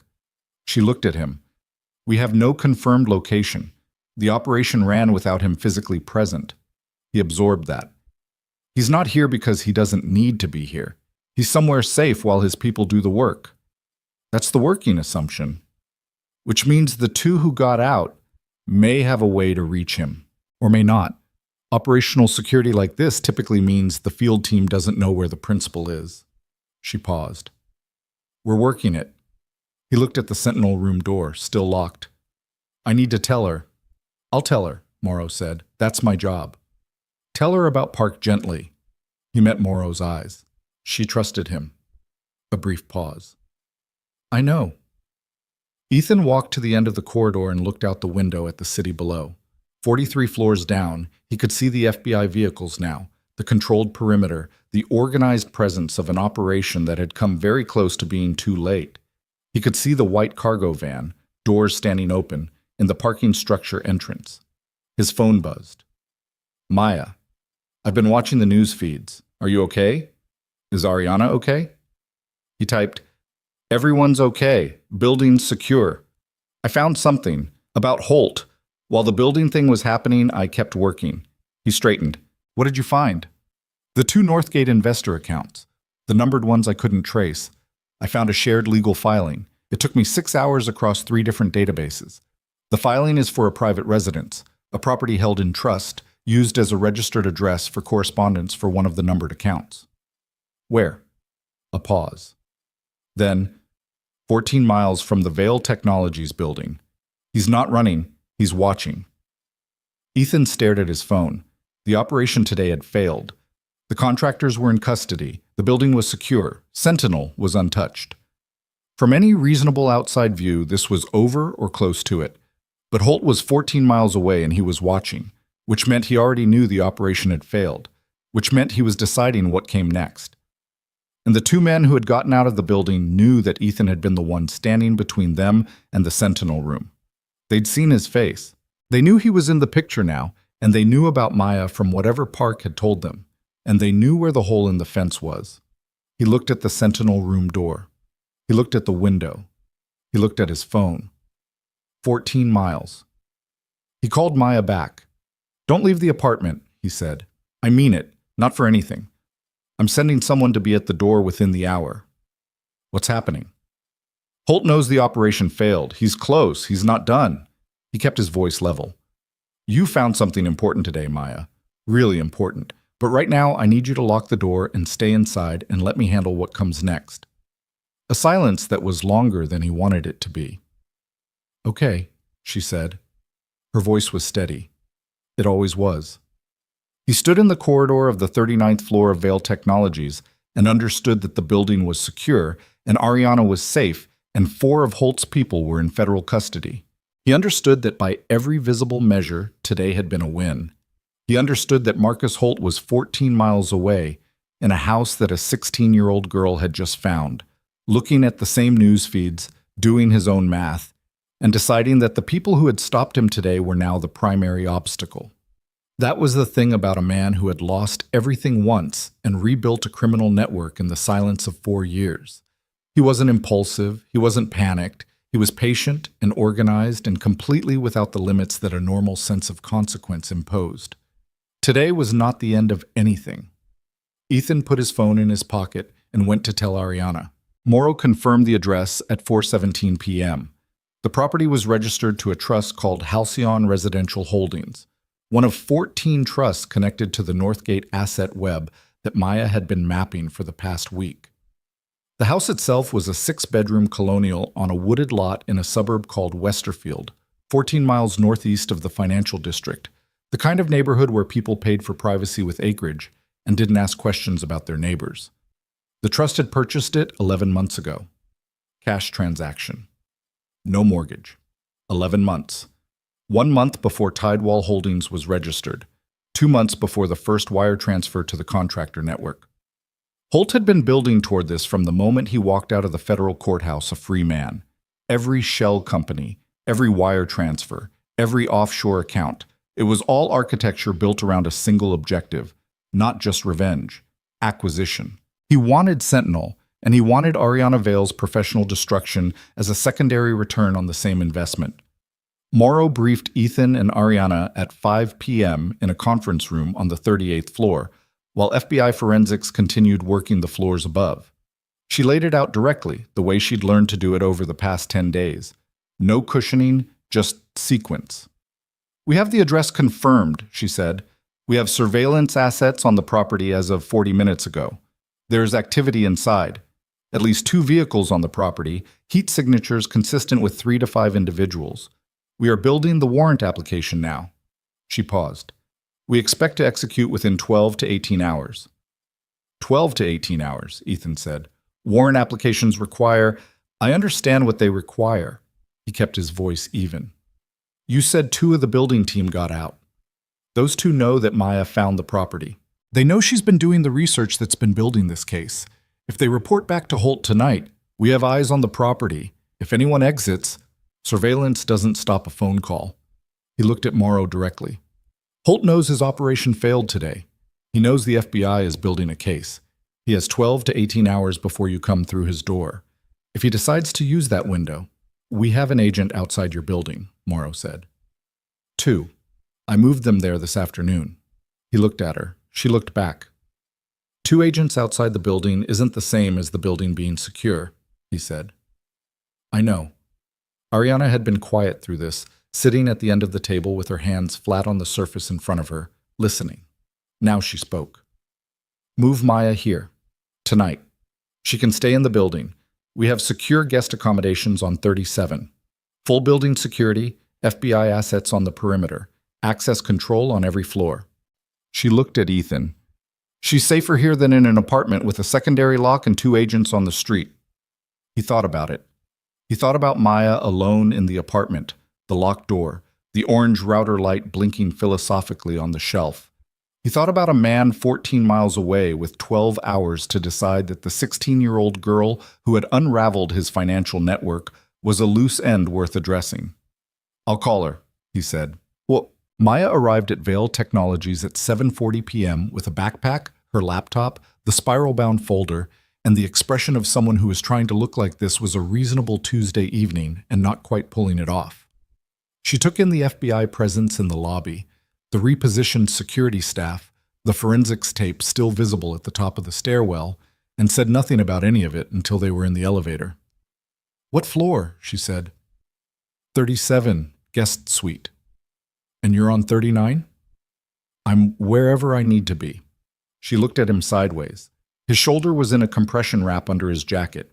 He'd finally let the building's contracted medic look at it around 3 p.m., and the medic had used the word strained rather than damaged, which Ethan had chosen to find encouraging. His cheekbone had graduated from purple to an unpleasant greenish yellow, that was technically an improvement. "You look worse than yesterday," Maya said. "Yesterday I hadn't been in a hallway fight." "Fair point." She shifted the backpack on her shoulder. "I finished the Northgate mapping on the way over.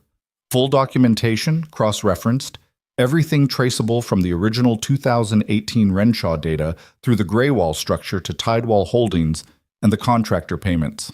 She paused. "I also found the investor identities." He turned to look at her. "The numbered accounts. All three. The shared legal filing gave me one. The other two took longer. I had to go through property tax records in 2 states and cross-reference with Renshaw Capital's original partnership disclosure documents from 2016. The elevator opened on 37. She followed him out. "They're not nobodies, Dad. One of them is a former state senator. One ran a regional hospital network. The third is a fund manager who manages retirement assets for 11 mid-sized companies." He stopped walking. "They're legitimate." They were legitimate. They put money into Renshaw Capital as limited partners and lost significantly when the fraud collapsed and the stock tanked. They're not career criminals. They're people who lost a lot of money and got approached by someone who told them he knew how to get it back. She looked at him steadily. "That's what made this so hard to see. It's not a crime network full of obvious bad actors. It's a mix of career criminal infrastructure and people who made one very bad decision when they were angry and desperate enough." He thought about Daniel Park and his sister's medical debt. He thought about the architecture of leverage, how you didn't always need to find criminals to build a criminal operation. Sometimes you just needed to find people who were in the right kind of pain. "Give everything tomorrow tonight," he said. "The full documentation. She needs the investor identities before the warrant executes." "Already sent.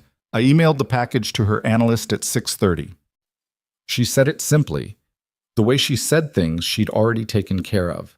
"The analyst called me. She said it was the most complete financial mapping she'd seen from a non-professional source." A small pause. "I told her I'd take that as a compliment." He looked at his daughter for a moment. The backpack, the folder, the matter-of-fact way she stood in the corridor of a building that had been the site of an armed incursion 8 hours ago. "Are you okay?" he said. "Yes. Are you?" "More or less." She almost smiled. It was the same phrase he'd heard Ariana use in the ballroom, 10 days and a completely different life ago. He wasn't sure when his daughter had picked it up or whether she'd borrowed it deliberately. "Go get settled," he said. "I'll come find you later." He found Ariana in the Sentinel room at 9 p.m. She was sitting on the floor with her back against one of the server racks, shoes off, laptop open on her knees, a cup of coffee cooling on the floor beside her.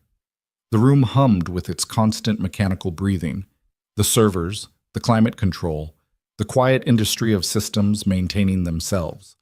Blue indicator lights ran in rows across the racks above her. She looked up when he came in and didn't look embarrassed about the floor situation, which he appreciated. "I needed to think somewhere quiet," she said. "This room has no cell signal, no windows, and nobody walks in without my biometric. It's the most private space in the building. And the fact that it's an impenetrable server room is incidental. Completely incidental." She nodded at the wall to her left. He sat down against it, the floor cold through his jacket. They sat in the server room's blue-tinged quiet and didn't say anything for a moment. "Morrow called me at 8, Ariana said. "She got the investor identities from Maya's package. She says it changes the scope of the prosecution. These aren't just accessory charges anymore. It's a conspiracy that goes back 6 years and involves people with public profiles." She paused. "It's going to be a significant case." "Yeah." "Your daughter did that." "She did." Ariana looked at the laptop screen without really reading it. "I keep thinking about what I missed, with Daniel. I noticed something was wrong for 3 weeks, and I didn't act on it because I didn't have proof, and I didn't want to be wrong about someone I'd worked with for 4 years. She paused. "If I'd acted on it earlier, you couldn't have known the full picture," Ethan said. "I could have removed his access, changed the credentials. And if you were wrong about him, you'd have ended a 4-year working relationship based on a feeling." He looked at her. "You made a reasonable call with the information you had. The outcome was bad, but the reasoning wasn't." She was quiet. "That's more generous than the situation deserves." "It's accurate." There's a difference. She looked at him. In the blue server light, with her shoes off and the evening's exhaustion visible in the set of her shoulders, she looked more human than she usually let herself appear. Or maybe more human than she usually could appear in a building full of people who needed her to be a certain kind of certain about everything. I don't normally sit on server room floors, she said. I wouldn't have guessed. I'm not great at— She stopped, chose the word with some care. At stopping. I'm not good at the moment between what happened and what happens next. I always want to skip straight to the next problem. That's how you built an $8 billion company. It's also how I end up on the floor at 9 p.m. talking to a former Marine about my feelings about evidence management. She said it with a dry note that wasn't quite humor and wasn't quite self-deprecation, something in between. How do you do it? You've been in situations like today before. Worse situations. How do you move through them without— She made a gesture that he interpreted as falling apart, though she hadn't said it. He thought about it honestly. I stopped moving through them cleanly a long time ago. I just got better at hiding the seams. He paused. And I have Maya. Which sounds simple, but it isn't. Having someone who needs you to be functional is the most effective structural support I've ever found. She needs you to be functional, so you are. More or less, she looked at the laptop again. I don't have that. Someone who needs me to be functional. A pause. I have 400 employees and a board of directors and a company, which is a different kind of obligation, but it's not. She stopped. He didn't fill the silence because it seemed like the kind of silence that deserved to be left alone. It's not personal, she finished. It's not the same. No, he said. It's not. They sat in the quiet hum of the server room, and the blue light moved over everything evenly, and outside the building the city was doing its indifferent city things, and Ethan was aware in the way he'd been intermittently aware for the past 10 days that something had been slowly changing in the space between himself and Ariana Vale. Not rushing, not announcing itself, just quietly accumulating the way significant things sometimes do when people are too busy surviving to notice. He didn't say anything about it. Neither did she. But it was there, and they both knew it was there, and leaving it unnamed felt like the right thing to do for now. His phone buzzed. Morrow. He stood up, answered. We're moving the warrant timeline up, Morrow said. Her voice had the clipped energy of someone shifting from preparation to execution. Holt's surveillance team flagged movement on the property 40 minutes ago. One vehicle left, returned 20 minutes later with a third vehicle. We believe he may be consolidating, Chubb. Bringing people in or preparing to move. Judge has been contacted for emergency authorization. We expect to execute at 0200. 2 a.m. Yes. I wanted you informed. A pause. Cross. The two individuals who exited the building today have been reacquired. We tracked them to a hotel 8 blocks from the property. They're under surveillance. We do not believe they've made contact with Holt's location directly, but we can't confirm they haven't communicated electronically. Understood. I want you and Ms. Vale to remain in the building until I give the all clear. Do not leave for any reason until we have Holt in custody. Copy that. He hung up and looked at Ariana. 2 a.m., he said. They're executing the warrant. She nodded and started to get up.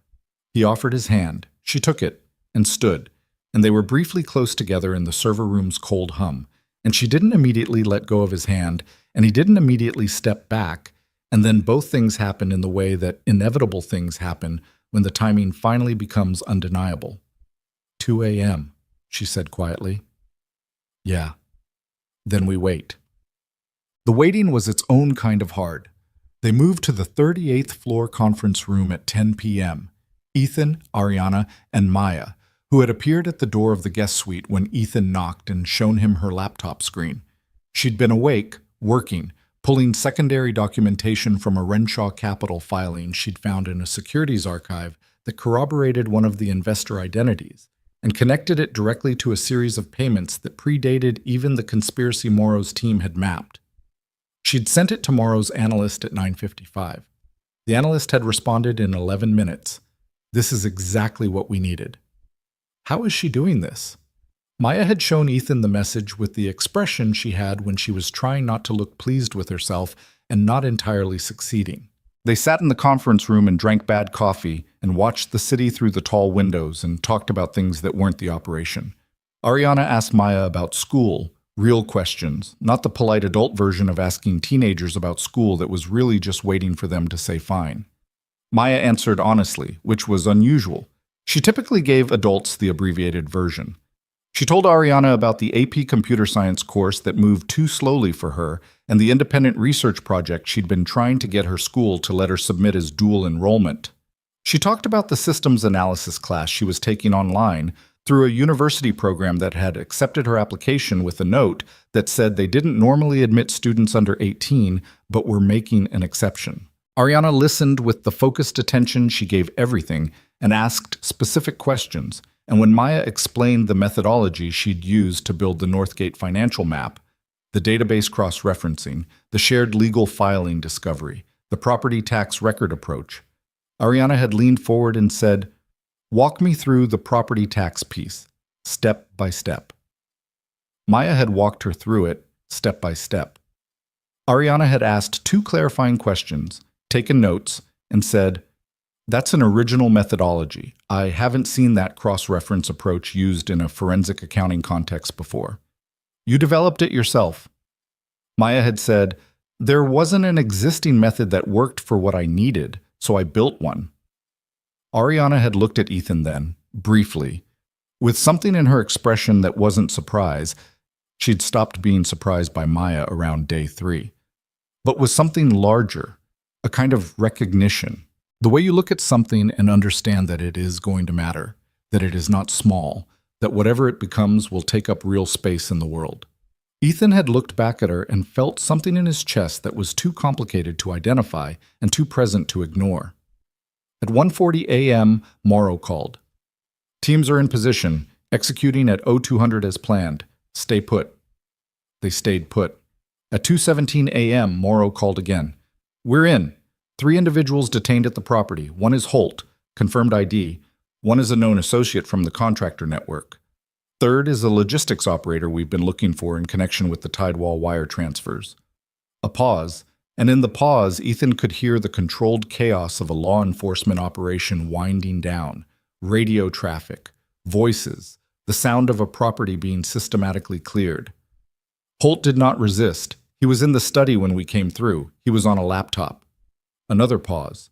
He'd been attempting to route the Sentinel documentation, the data from the overnight intrusion attempt, the foothold that our team thought they'd fully removed.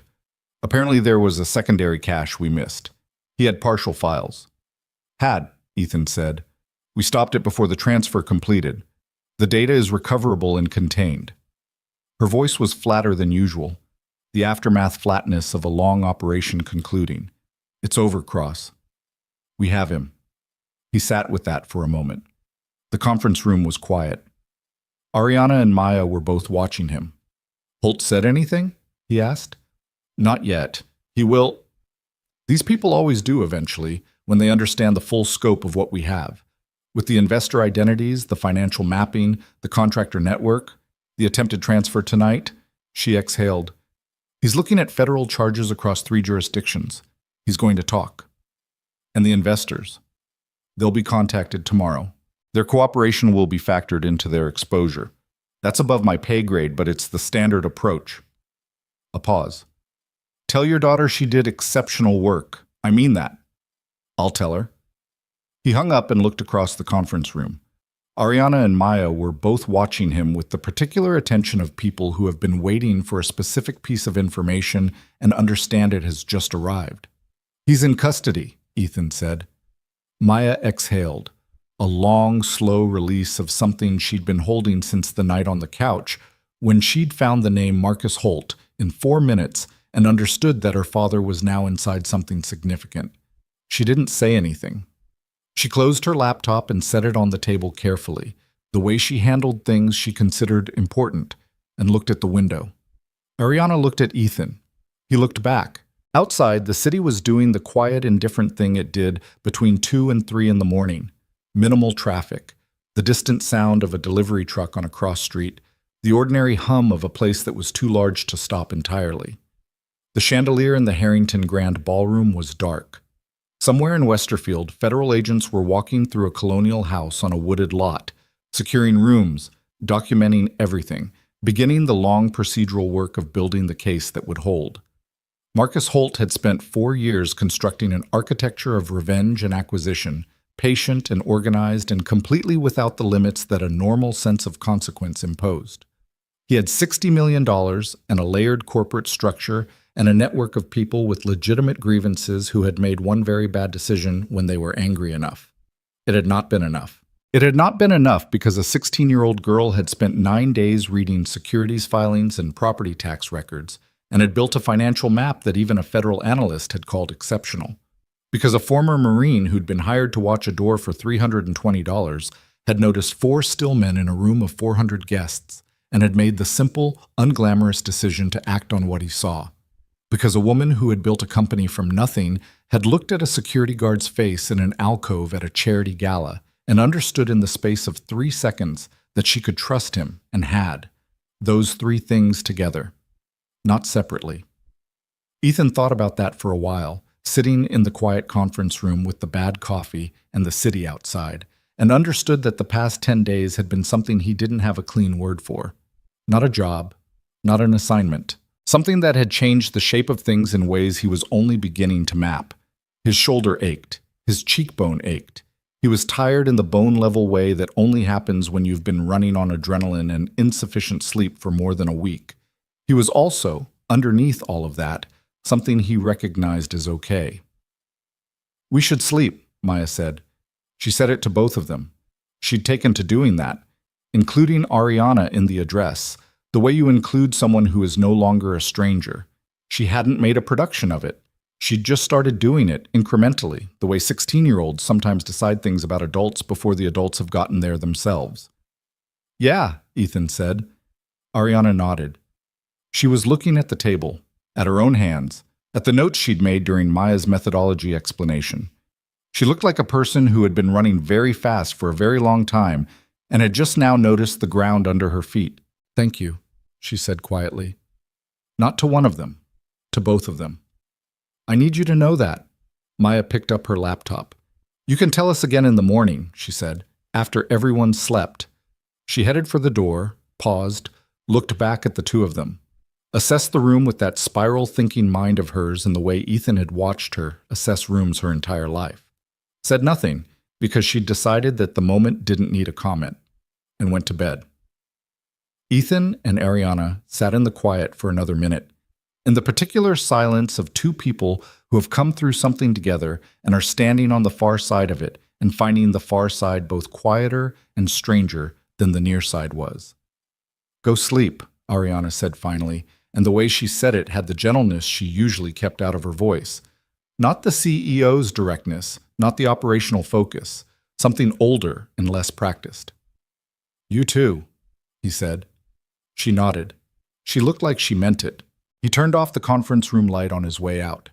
Behind him, through the tall windows, the city moved through its quiet hours, and 43 floors below, the street was ordinary, and the FBI vehicles were gone, and the white cargo van was gone, and the Harrington Grand Ballroom was dark, and the chandelier was cold. Everything was still.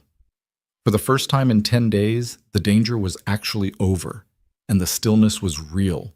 And somewhere in Westerfield, a man who had built 4 years of patient architecture was sitting in federal custody, understanding that the building had come down after all. And tomorrow was going to be different from every day that had come before it. Not easier, necessarily. Not without its own complications and costs and the slow work of putting things back together. But different. That was enough. The first thing Ethan fixed in the weeks after was the truck. It cost him $280 at a shop on Delmar Street, whose owner, a heavy-set man named Otto, had been doing transmissions for 30 years and didn't charge for things that didn't need doing. Ethan sat in the waiting area on a plastic chair and drank bad coffee from a paper cup and listened to the radio play old country music and felt, for the first time in as long as he could remember, that he had nowhere urgent to be. It was a strange feeling, not comfortable exactly, more like a pair of shoes that fit differently than the ones you'd worn for a decade. You weren't sure yet whether they were better or just different. The truck came out of the bay smooth, no grinding between second and third. He drove it home through the autumn streets and shifted through every gear twice just to hear the silence where the noise used to be. Maya was at the kitchen table when he got back, laptop open, working on something she'd been asked to present at a technology ethics conference the following month, a paper she'd written about forensic financial methodology and its applications in corporate security investigations. She was 17 in 3 weeks. She'd been asked to present alongside professionals with graduate degrees and 15 years of experience, and the invitation letter had called her work a methodological contribution to the field, which was the kind of language that made her uncomfortable and proud in equal measure. She looked up when he came in. Fixed? Fixed. How much? $280. You said it was going to be $400. Otto doesn't charge for parts he doesn't use. He put his keys on the hook by the door, a habit he'd developed over the past 2 months without noticing. The hook that had appeared one day because Maya had put it there because she was tired of him leaving his keys on the counter and forgetting them. Small domestic architecture. The kind that accumulates slowly, and then one day you can't remember the apartment without it. He sat down across from her. She looked back at her screen but didn't start typing, which meant she had something to say and was deciding how to say it. She called this morning, Maya said. I know. She texted me too. The foundation announcement is next week. Yeah. Maya closed the laptop partway. How do you feel about it? He looked at his daughter. She asked him questions like that now. Direct, unadorned, the way she'd started asking things after the operation, as though what had happened in those 10 days had shifted something between them toward a more honest register. He wasn't always sure he had answers that matched the directness of the question, but he tried. I feel like it's the right thing, he said, for her, for what she wants to build. That's not what I asked. He looked at the table for a moment. I feel like it's something I want to be part of, if she'll have me. Maya nodded slowly. She'll have you, she said, with the certainty of someone who had processed the relevant data and reached a conclusion. Then she opened the laptop again because she'd said what she meant to say and didn't see the need to elaborate. That was his daughter. He'd take it. The Marcus Holt federal case moved faster than Ethan had expected, which Morrow told him was a product of the quality of the evidence rather than any particular urgency on the court's part. The financial documentation Maya had assembled, all of it, 7 jurisdictions, 6 years of transactions, 3 investor identities, the full Northgate to Tidewall architecture, had been entered into the federal record as prosecution evidence. Morrow's team had built on it, supplementing with intercepted communications and physical evidence from the Westerfield property. But the core of the financial case was Maya's work, and everyone involved in the prosecution knew it. Holt had hired 4 defense attorneys. The attorneys had spent 3 weeks reviewing the evidence and then advised their client to consider his options, which was legal language for the case against you, is too complete to fight in trial without making things worse. Holt had spent another week deciding and then accepted a plea arrangement, 22 years, federal facility, no early release eligibility for the first 14. The 3 Northgate investors had each cooperated fully in exchange for reduced sentences, a process that Morrow described to Ethan over the phone with the dry precision of someone who had watched this particular dynamic play out enough times to stop being surprised by it. Holt said something at the sentencing, Morrow told him. You'll hear about it if you follow the coverage, but I wanted to tell you directly. A pause. He said the operation failed because of one unexpected variable. He said that in his planning, he had accounted for everything except someone who noticed without being paid to notice. Ethan sat with that for a moment. He was wrong about that part, he said. I was being paid to notice. $320, Morrow said. $320. A pause that was almost humor. The FBI's Asset Recovery Division has completed its work on the Tidewall network, $41 million in recoverable assets. Those funds are being directed through forfeiture proceedings. Another pause. Your daughter's documentation was instrumental in establishing the chain of title for 17 of those assets. The prosecutor's office wants to acknowledge her formally in the case record. Ethan looked out the kitchen window. The tree on the sidewalk below had gone fully orange in the past week, the way city trees do when autumn finally decides to commit. She'll appreciate that, he said. Don't tell her until it's official. She doesn't like things that aren't certain yet. That's a very specific parenting note. 12 years of field research. Daniel Park had cooperated as well, once federal prosecutors laid out the full scope of what they had. His situation was different from the investors. The leverage that had been used against him, the medical debt structure, had been documented by Maya's research and supported his cooperation agreement. He'd received a reduced sentence and a requirement to provide testimony in 3 related proceedings. Ethan had no particular feelings about that outcome, except that it was accurate. Park had made a bad choice under terrible pressure, and accuracy required acknowledging both the choice and the pressure. That was harder to hold in your head than either pure condemnation or pure sympathy. It was also, Ethan had come to believe, the only honest way to hold it. The Vail Foundation was announced on a Thursday morning in the 3rd week of October, 6 weeks after Marcus Holt's arrest. Ariana stood at a podium in a conference space on the building's main floor. Not the grand ballroom kind of space, not the charity gala kind of event. A working room. Good lighting, 200 chairs filled with people from the technology sector, education nonprofits, university research departments, and several journalists whose presence had been carefully selected by Ariana's communications director. Ethan stood near the back wall in a position that was technically security and was also, increasingly, something harder to categorize. Maya was in the 4th row with a press credential that Ariana had arranged without consulting Ethan about it, which he'd decided not to make a thing of. Ariana spoke without notes. She did this when she meant what she was saying. She'd explained that to him once, that she used prepared remarks when she was being careful and spoke without them when she was being honest. And he'd filed it away as one of those pieces of information that told you something true about a person. Vail Technologies has built its reputation on the idea that security is not about walls, she said. It's about intelligence, the ability to see what's moving in the environment, to understand patterns before they become threats, to act with precision rather than force. She paused. The past 2 months have taught me something about that principle that I didn't understand before. Intelligence doesn't live only in systems. It lives in people. It lives in the choice to pay attention when paying attention costs you something. It lives in a 16-year-old who spent 9 days reading securities filings because the problem was there and she had the tools to approach it. Another pause. It lives in a man who stood in a room with 400 people and saw 4 things that everyone else missed, and then made the simple and expensive choice to act. Ethan looked at the floor. He was aware that several people in the room were turning to look at him, and he was aware that he had no useful response to being looked at in this context.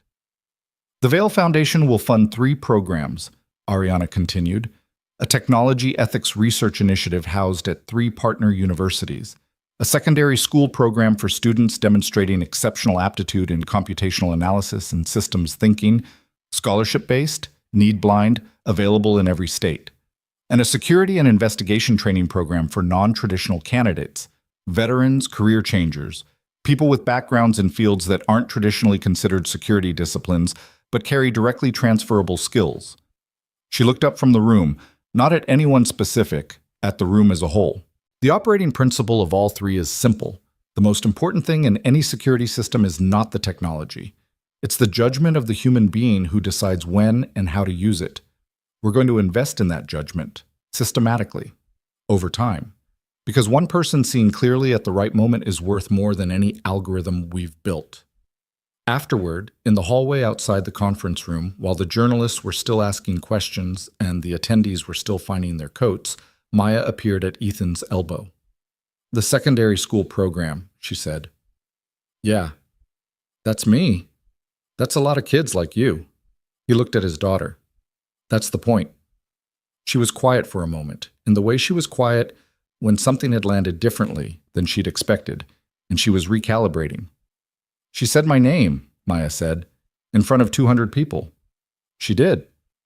I told her she didn't have to do that." "When did you tell her that?" "This morning. She called me." He looked at his daughter. "She called you this morning to ask if it was okay to use my name." Maya adjusted the strap of her bag. "I said yes, obviously. It would have been strange to say no." A pause. "She also asked if I'd consider being involved in the program development, the secondary school initiative, as a student advisor." Another pause, smaller. I said I'd think about it.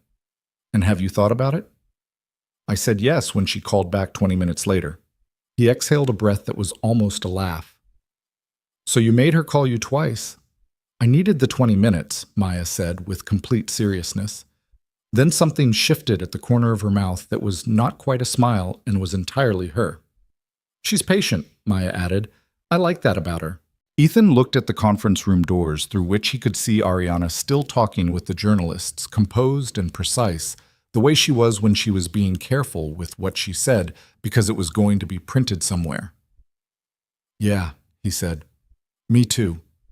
Maya followed his gaze, looked at her father, made no comment because she'd inherited his quality of knowing when a statement was complete. Well, he took her to dinner 3 weeks later. Not a formal thing until he'd thought about making it formal, and then decided that formal was wrong for what he actually wanted, which was to have a meal with her somewhere that had real tablecloths, but not so many that the tablecloths became the point. He'd asked Maya what she thought, and she'd said just pick somewhere good, Dad in the tone she used when she thought he was overcomplicating something. He picked a place on Meridian Street that had been open for 12 years and served Italian-American food in the way that Italian-American food was supposed to be served. Large, honest, slightly too much of everything, with candles and wine bottles on the tables that had burned down to different heights, depending on how long that particular table had been in use. It was the kind of restaurant where the owner knew your name after 2 visits, and where the noise level meant you had to lean in slightly to hear the person across from you, which, it turned out, was conducive to the kind of conversation Ethan had in mind. Ariana had looked at the place when they walked in.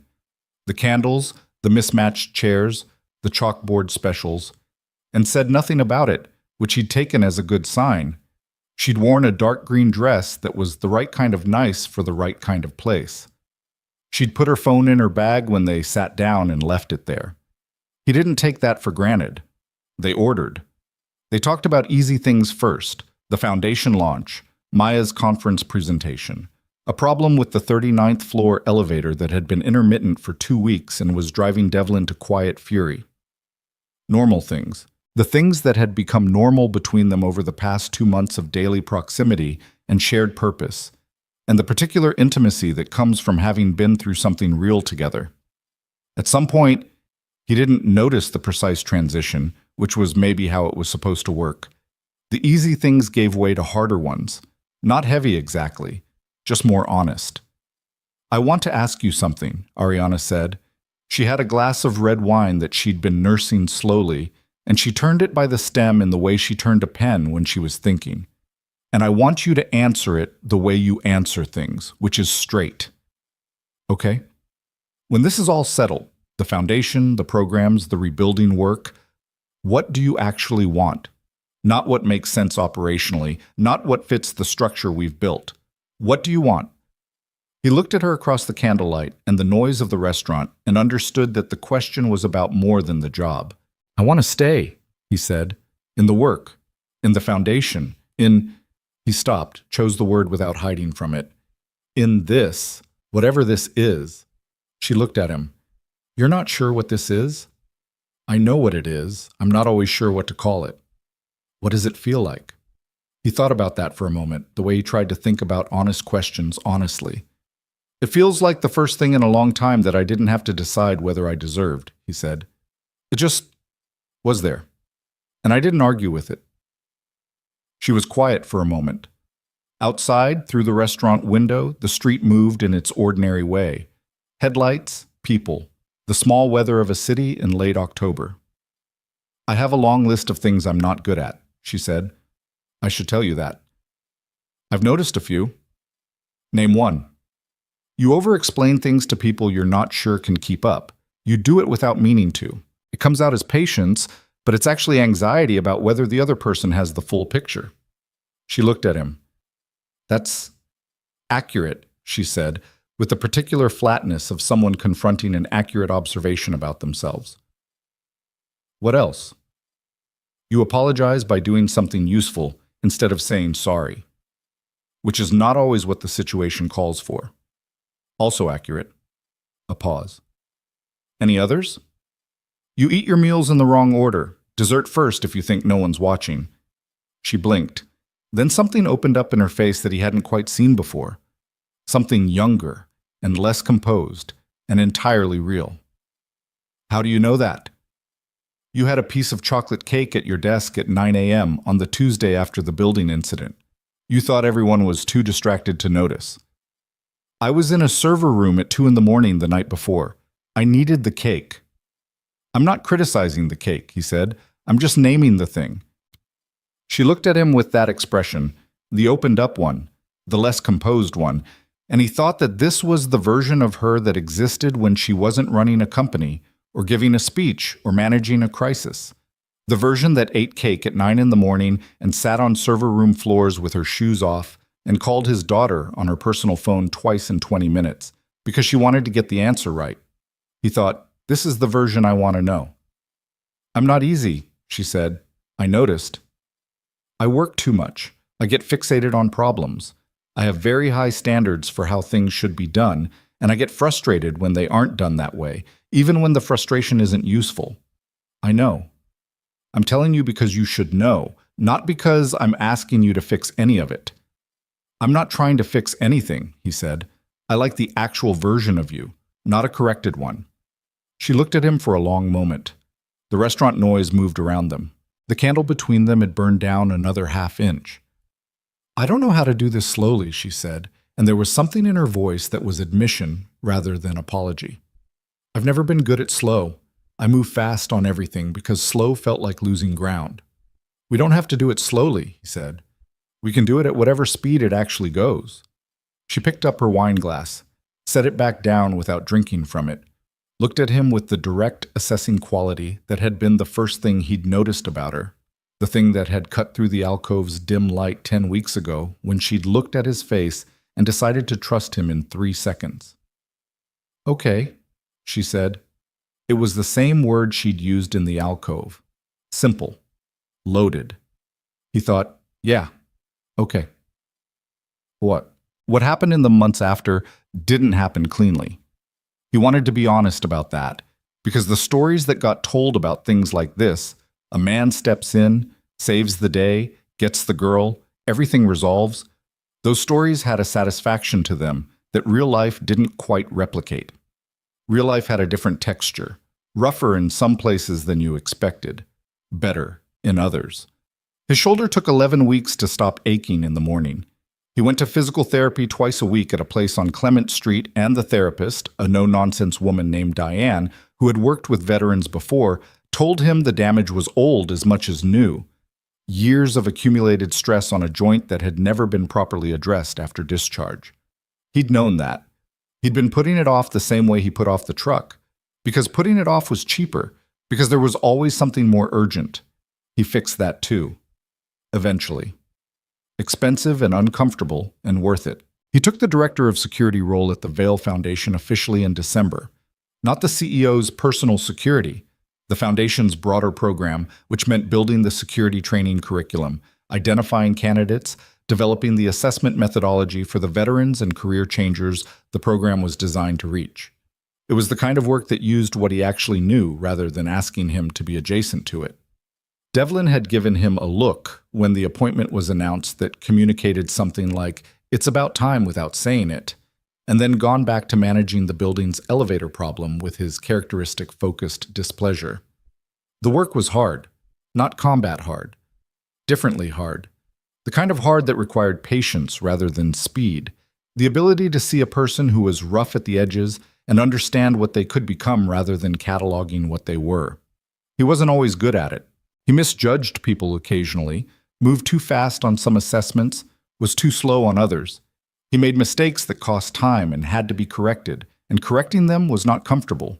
He did it anyway. You did the work in front of you. That was the thing he'd learned in the Marines and unlearned briefly in the bad years and relearned since, not through wisdom, but through necessity, the way most real lessons come.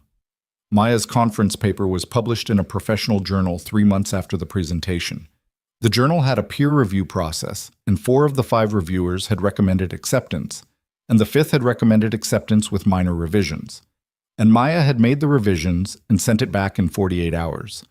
And it had been published in February with a note from the editor calling it a significant methodological contribution and inviting the author to submit future work. The author was 17. Ariana had framed a copy without telling Maya she was doing it and put it on the wall of the foundation's offices, and Maya had seen it on a visit and stopped in front of it and stood there for a long moment, saying nothing. Ethan had watched from the doorway. Maya's face had the particular expression she had when something had arrived that she hadn't known she needed. Not surprise exactly, more like recognition of something that fit. She turned eventually and looked at Ariana and said, "That was unnecessary." Ariana had said, "I know." And that had been the end of it, which was the right end. The secondary school program launched in the spring with 47 students in its first cohort, 11 states, need-blind admission, full scholarship including a technology stipend. Maya had been involved in developing the assessment criteria, a process that had taken 4 months and produced a methodology she'd presented to the Foundation's board in a 40-minute presentation that Ethan had watched from the back of the room and found difficult to describe afterward because the accurate description involved saying that his daughter had just presented a 4-month research project to a room full of adults with PhDs and had been the most prepared person in the room, and he wasn't sure how to hold that without it taking up too much space in his chest. He held it anyway. The first cohort had 3 students who reminded him of Maya in different ways. The same quality of focused attention, the same appetite for problems, the same directness. None of them were Maya. They were themselves. That was the point. The program wasn't trying to replicate one person. It was trying to find the places where that kind of mind existed unsupported and give it something to stand on. He thought about that a lot in the months after. About what it meant to build something that served people you'd never meet, about whether that was something he'd ever expected to be part of.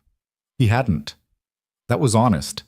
He'd expected to keep doing what he'd been doing, the small math, the barely working, the grinding transmission, and the 11 days until rent.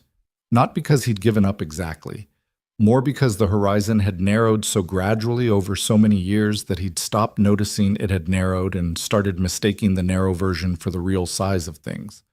1 decision, 1 room, 4 still men that everyone else missed. He'd thought about what Morrow had relayed from Holt. 1 unexpected variable. He'd thought about it more than he expected to, not because it flattered him, but because of what it said about how things actually changed. Not through grand plans, not through preparation or positioning or the accumulation of credentials, through the one unexpected thing that nobody's architecture had accounted for because it was too human and too specific and too contingent to model. A man who noticed, a girl who read, a woman who looked at a stranger's face and decided to trust him. Those 3 things. On a Saturday in April, the 3 of them drove out to a state park 40 miles north of the city because Maya had said she needed to be somewhere that didn't have server farms in the basement, and Ariana had said she hadn't been hiking since a business trip to Colorado 3 years ago that she didn't really count because she'd spent half of it on her phone, and Ethan had said he'd been to this particular park twice with Maya when she was small and could probably find the good trail without the map app if they let him try. They let him try. He was wrong about 1 turn and right about everything after that. The trail was 2.5 miles through second-growth forest that was just beginning its spring work, new green at the tips of every branch, the particular quality of light that comes through deciduous trees in April before the canopy fills in, all vertical shafts and moving pieces. The path was muddy in sections. Maya's boots were not the right boots for mud, and she slipped twice and accepted Ethan's hand the first time and refused it the second time, which was consistent. Ariana walked well. She'd brought real hiking shoes and she used them, long strides, comfortable in the pace, not the kind of person who treated a trail like a problem to be solved quickly. Ethan had wondered about that. You could tell things about people from how they moved through space when the space didn't have any stakes in it. They stopped at the overlook 1.5 miles in. The valley below was hazy with early spring, and the river moved through it as a silver thread, and the city was visible at the far edge of the horizon, small and contained from this distance, the way cities look when you're outside them, comprehensible, manageable. Maya sat on a flat rock and pulled out her phone, and then looked at it and put it back in her pocket, which was a thing she'd been doing more lately, reaching for the phone and then deciding not to. Small victories. Ariana stood at the overlook's edge and looked at the valley with the same focused attention she gave everything, but softer than usual. The CEO quality was down. The version of her that ate cake at 9 a.m. was present. "It's good," she said. Not to anyone specifically, about the view, about the day, about something broader that she didn't feel the need to specify. "Yeah," Ethan said. Maya looked at the two of them and made no comment. They stayed at the overlook for 20 minutes. The conversation moved around easily, the kind of talking that doesn't have an agenda, that exists for its own sake. Ariana told a story about getting completely lost in a city she'd been visiting for a conference, the wrong subway line, 3 hours of walking before she'd found the hotel, and the part that had stayed with her wasn't the lostness, but the fact that she'd had the best meal of that trip at a place she'd found by accident on the wrong street. Maya said that was statistically likely because tourist recommendations optimized for consensus rather than quality, and the best things were usually off consensus by definition. Ariana had agreed with the analysis and added that this was also true of people. Maya had looked at her and said, "I'm going to use that in something." "It's yours," Ariana said. On the way back down the trail, the path narrowed and they walked single file for a stretch. Maya ahead, then Ariana, then Ethan. He watched them move down the trail together, his daughter and the woman who had walked into his life at $320 a night. And he thought about the things you couldn't plan, the things that happened because you noticed, because you moved, because you made one small choice in a room full of people who didn't. He thought about the version of this night that didn't exist, the one where he'd looked at 4 still men and decided it wasn't his problem, where he'd stood by his door and watched the evening happen and gone home at midnight with his $320 and his intact jacket and his working knuckles, and nothing had changed, and the math had stayed small, and the horizon had stayed where he'd gotten used to it being. He thought about Maya on the couch that alternate universe night, not watching the news, not texting him be safe. He couldn't fully picture it. The version of himself that would have made that choice felt like a stranger he'd once been close to. The trail opened back into the parking lot, and the 3 of them walked out into the afternoon light together, and Ariana put her hand into his naturally, without making a moment of it, the way you do when you've stopped needing to announce things because they've become simply true. He held it. They walked to the truck. Maya climbed in the back without comment. She put in her earbuds, which was her way of giving people privacy while technically being present. He'd learned this about her approximately 6 months ago and had never told her he knew, because knowing and saying were different things. He drove home through the April afternoon with the windows cracked and the transmission running smooth and Ariana's shoulder against his arm and Maya in the back listening to whatever she was listening to, probably something that would become useful in a paper she'd write in 3 months. He thought, this is what it looks like, the thing that was rebuilt. Not perfect, not resolved of all its complications. His shoulder still ached in cold weather. Ariana still ate dessert first when she thought no one was watching. Maya still kept him at a slight, loving distance when she needed to think. The foundation was 9 months old and had 47 students in one program, and a security curriculum that was still being revised, and a board that asked too many questions about metrics and not enough about people. All of it imperfect. All of it real. He thought about what people assumed when they heard a story like this, that the big moment was the thing, the chandelier and the 4 men and the ballroom floor, the Marine who stepped in. That was the story people told. That was the version that made sense as a story, with a hero and a threat and a resolution. But that wasn't where it actually lived. The chandelier moment was 1 minute and 40 seconds of his life. What came after was months. What came after was the truck transmission and the physical therapy and the spiral-bound folder and the 16-year-old who stayed up reading securities filings because the problem was there and she had the tools. What came after was sitting on a server room floor at 9 p.m. and saying more or less to someone who asked how you were and meaning it, and having them understand that you meant it, and that being enough. That was the thing worth saying, if there was one. Not that brave acts change things. They do, sometimes, in the specific way that specific acts change specific things. But the change isn't in the act. It's in everything that comes after the act, if you're willing to stay inside it. If you don't walk away when the walking away becomes available. He'd been good at walking away once. Not out of cowardice, out of the same narrow horizon math that had shaped those years. This isn't my problem. I'm not paid enough for this. I'll stay in my lane and keep my hands clean and go home at midnight. It was rational. It was also a way of staying small in a way that looked like self-preservation. The Harrington Grand Ballroom had ended that version of his life, not because of what happened in it, because of what he'd chosen inside it.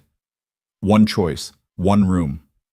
He'd carried a lot of things out of the Marines, skills, instincts, a way of reading spaces that he'd spent 12 civilian years thinking was baggage.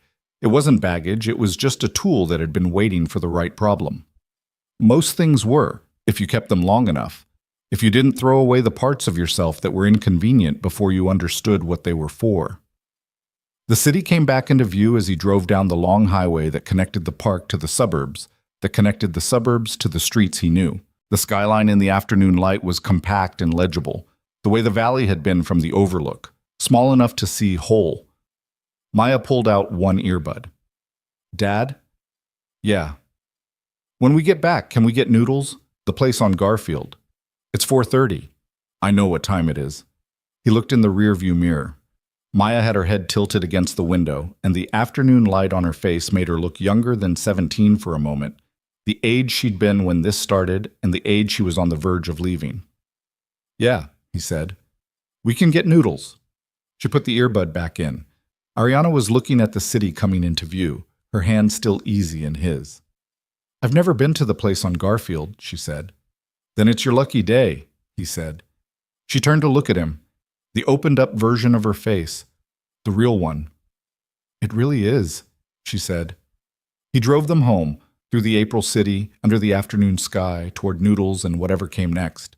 The transmission ran clean and smooth all the way. Nothing grinding, nothing compensating, nothing held together past the point of useful. Just the road, and the people in the truck, and the particular ordinary, extraordinary quality of a day that asked nothing from him except to be present in it. He was. Some things don't announce themselves. They arrive quietly, in the middle of a room, while you're standing near a door you weren't supposed to be guarding. They arrive in the form of 4 still men that nobody else noticed, or a daughter who reads what needs reading, or a woman who looks at a stranger and decides in 3 seconds that he can be trusted. The choice is never the big one. The choice is always the small one that happens first, before you know what it costs or what it leads to. One unexpected variable. That's all it ever takes.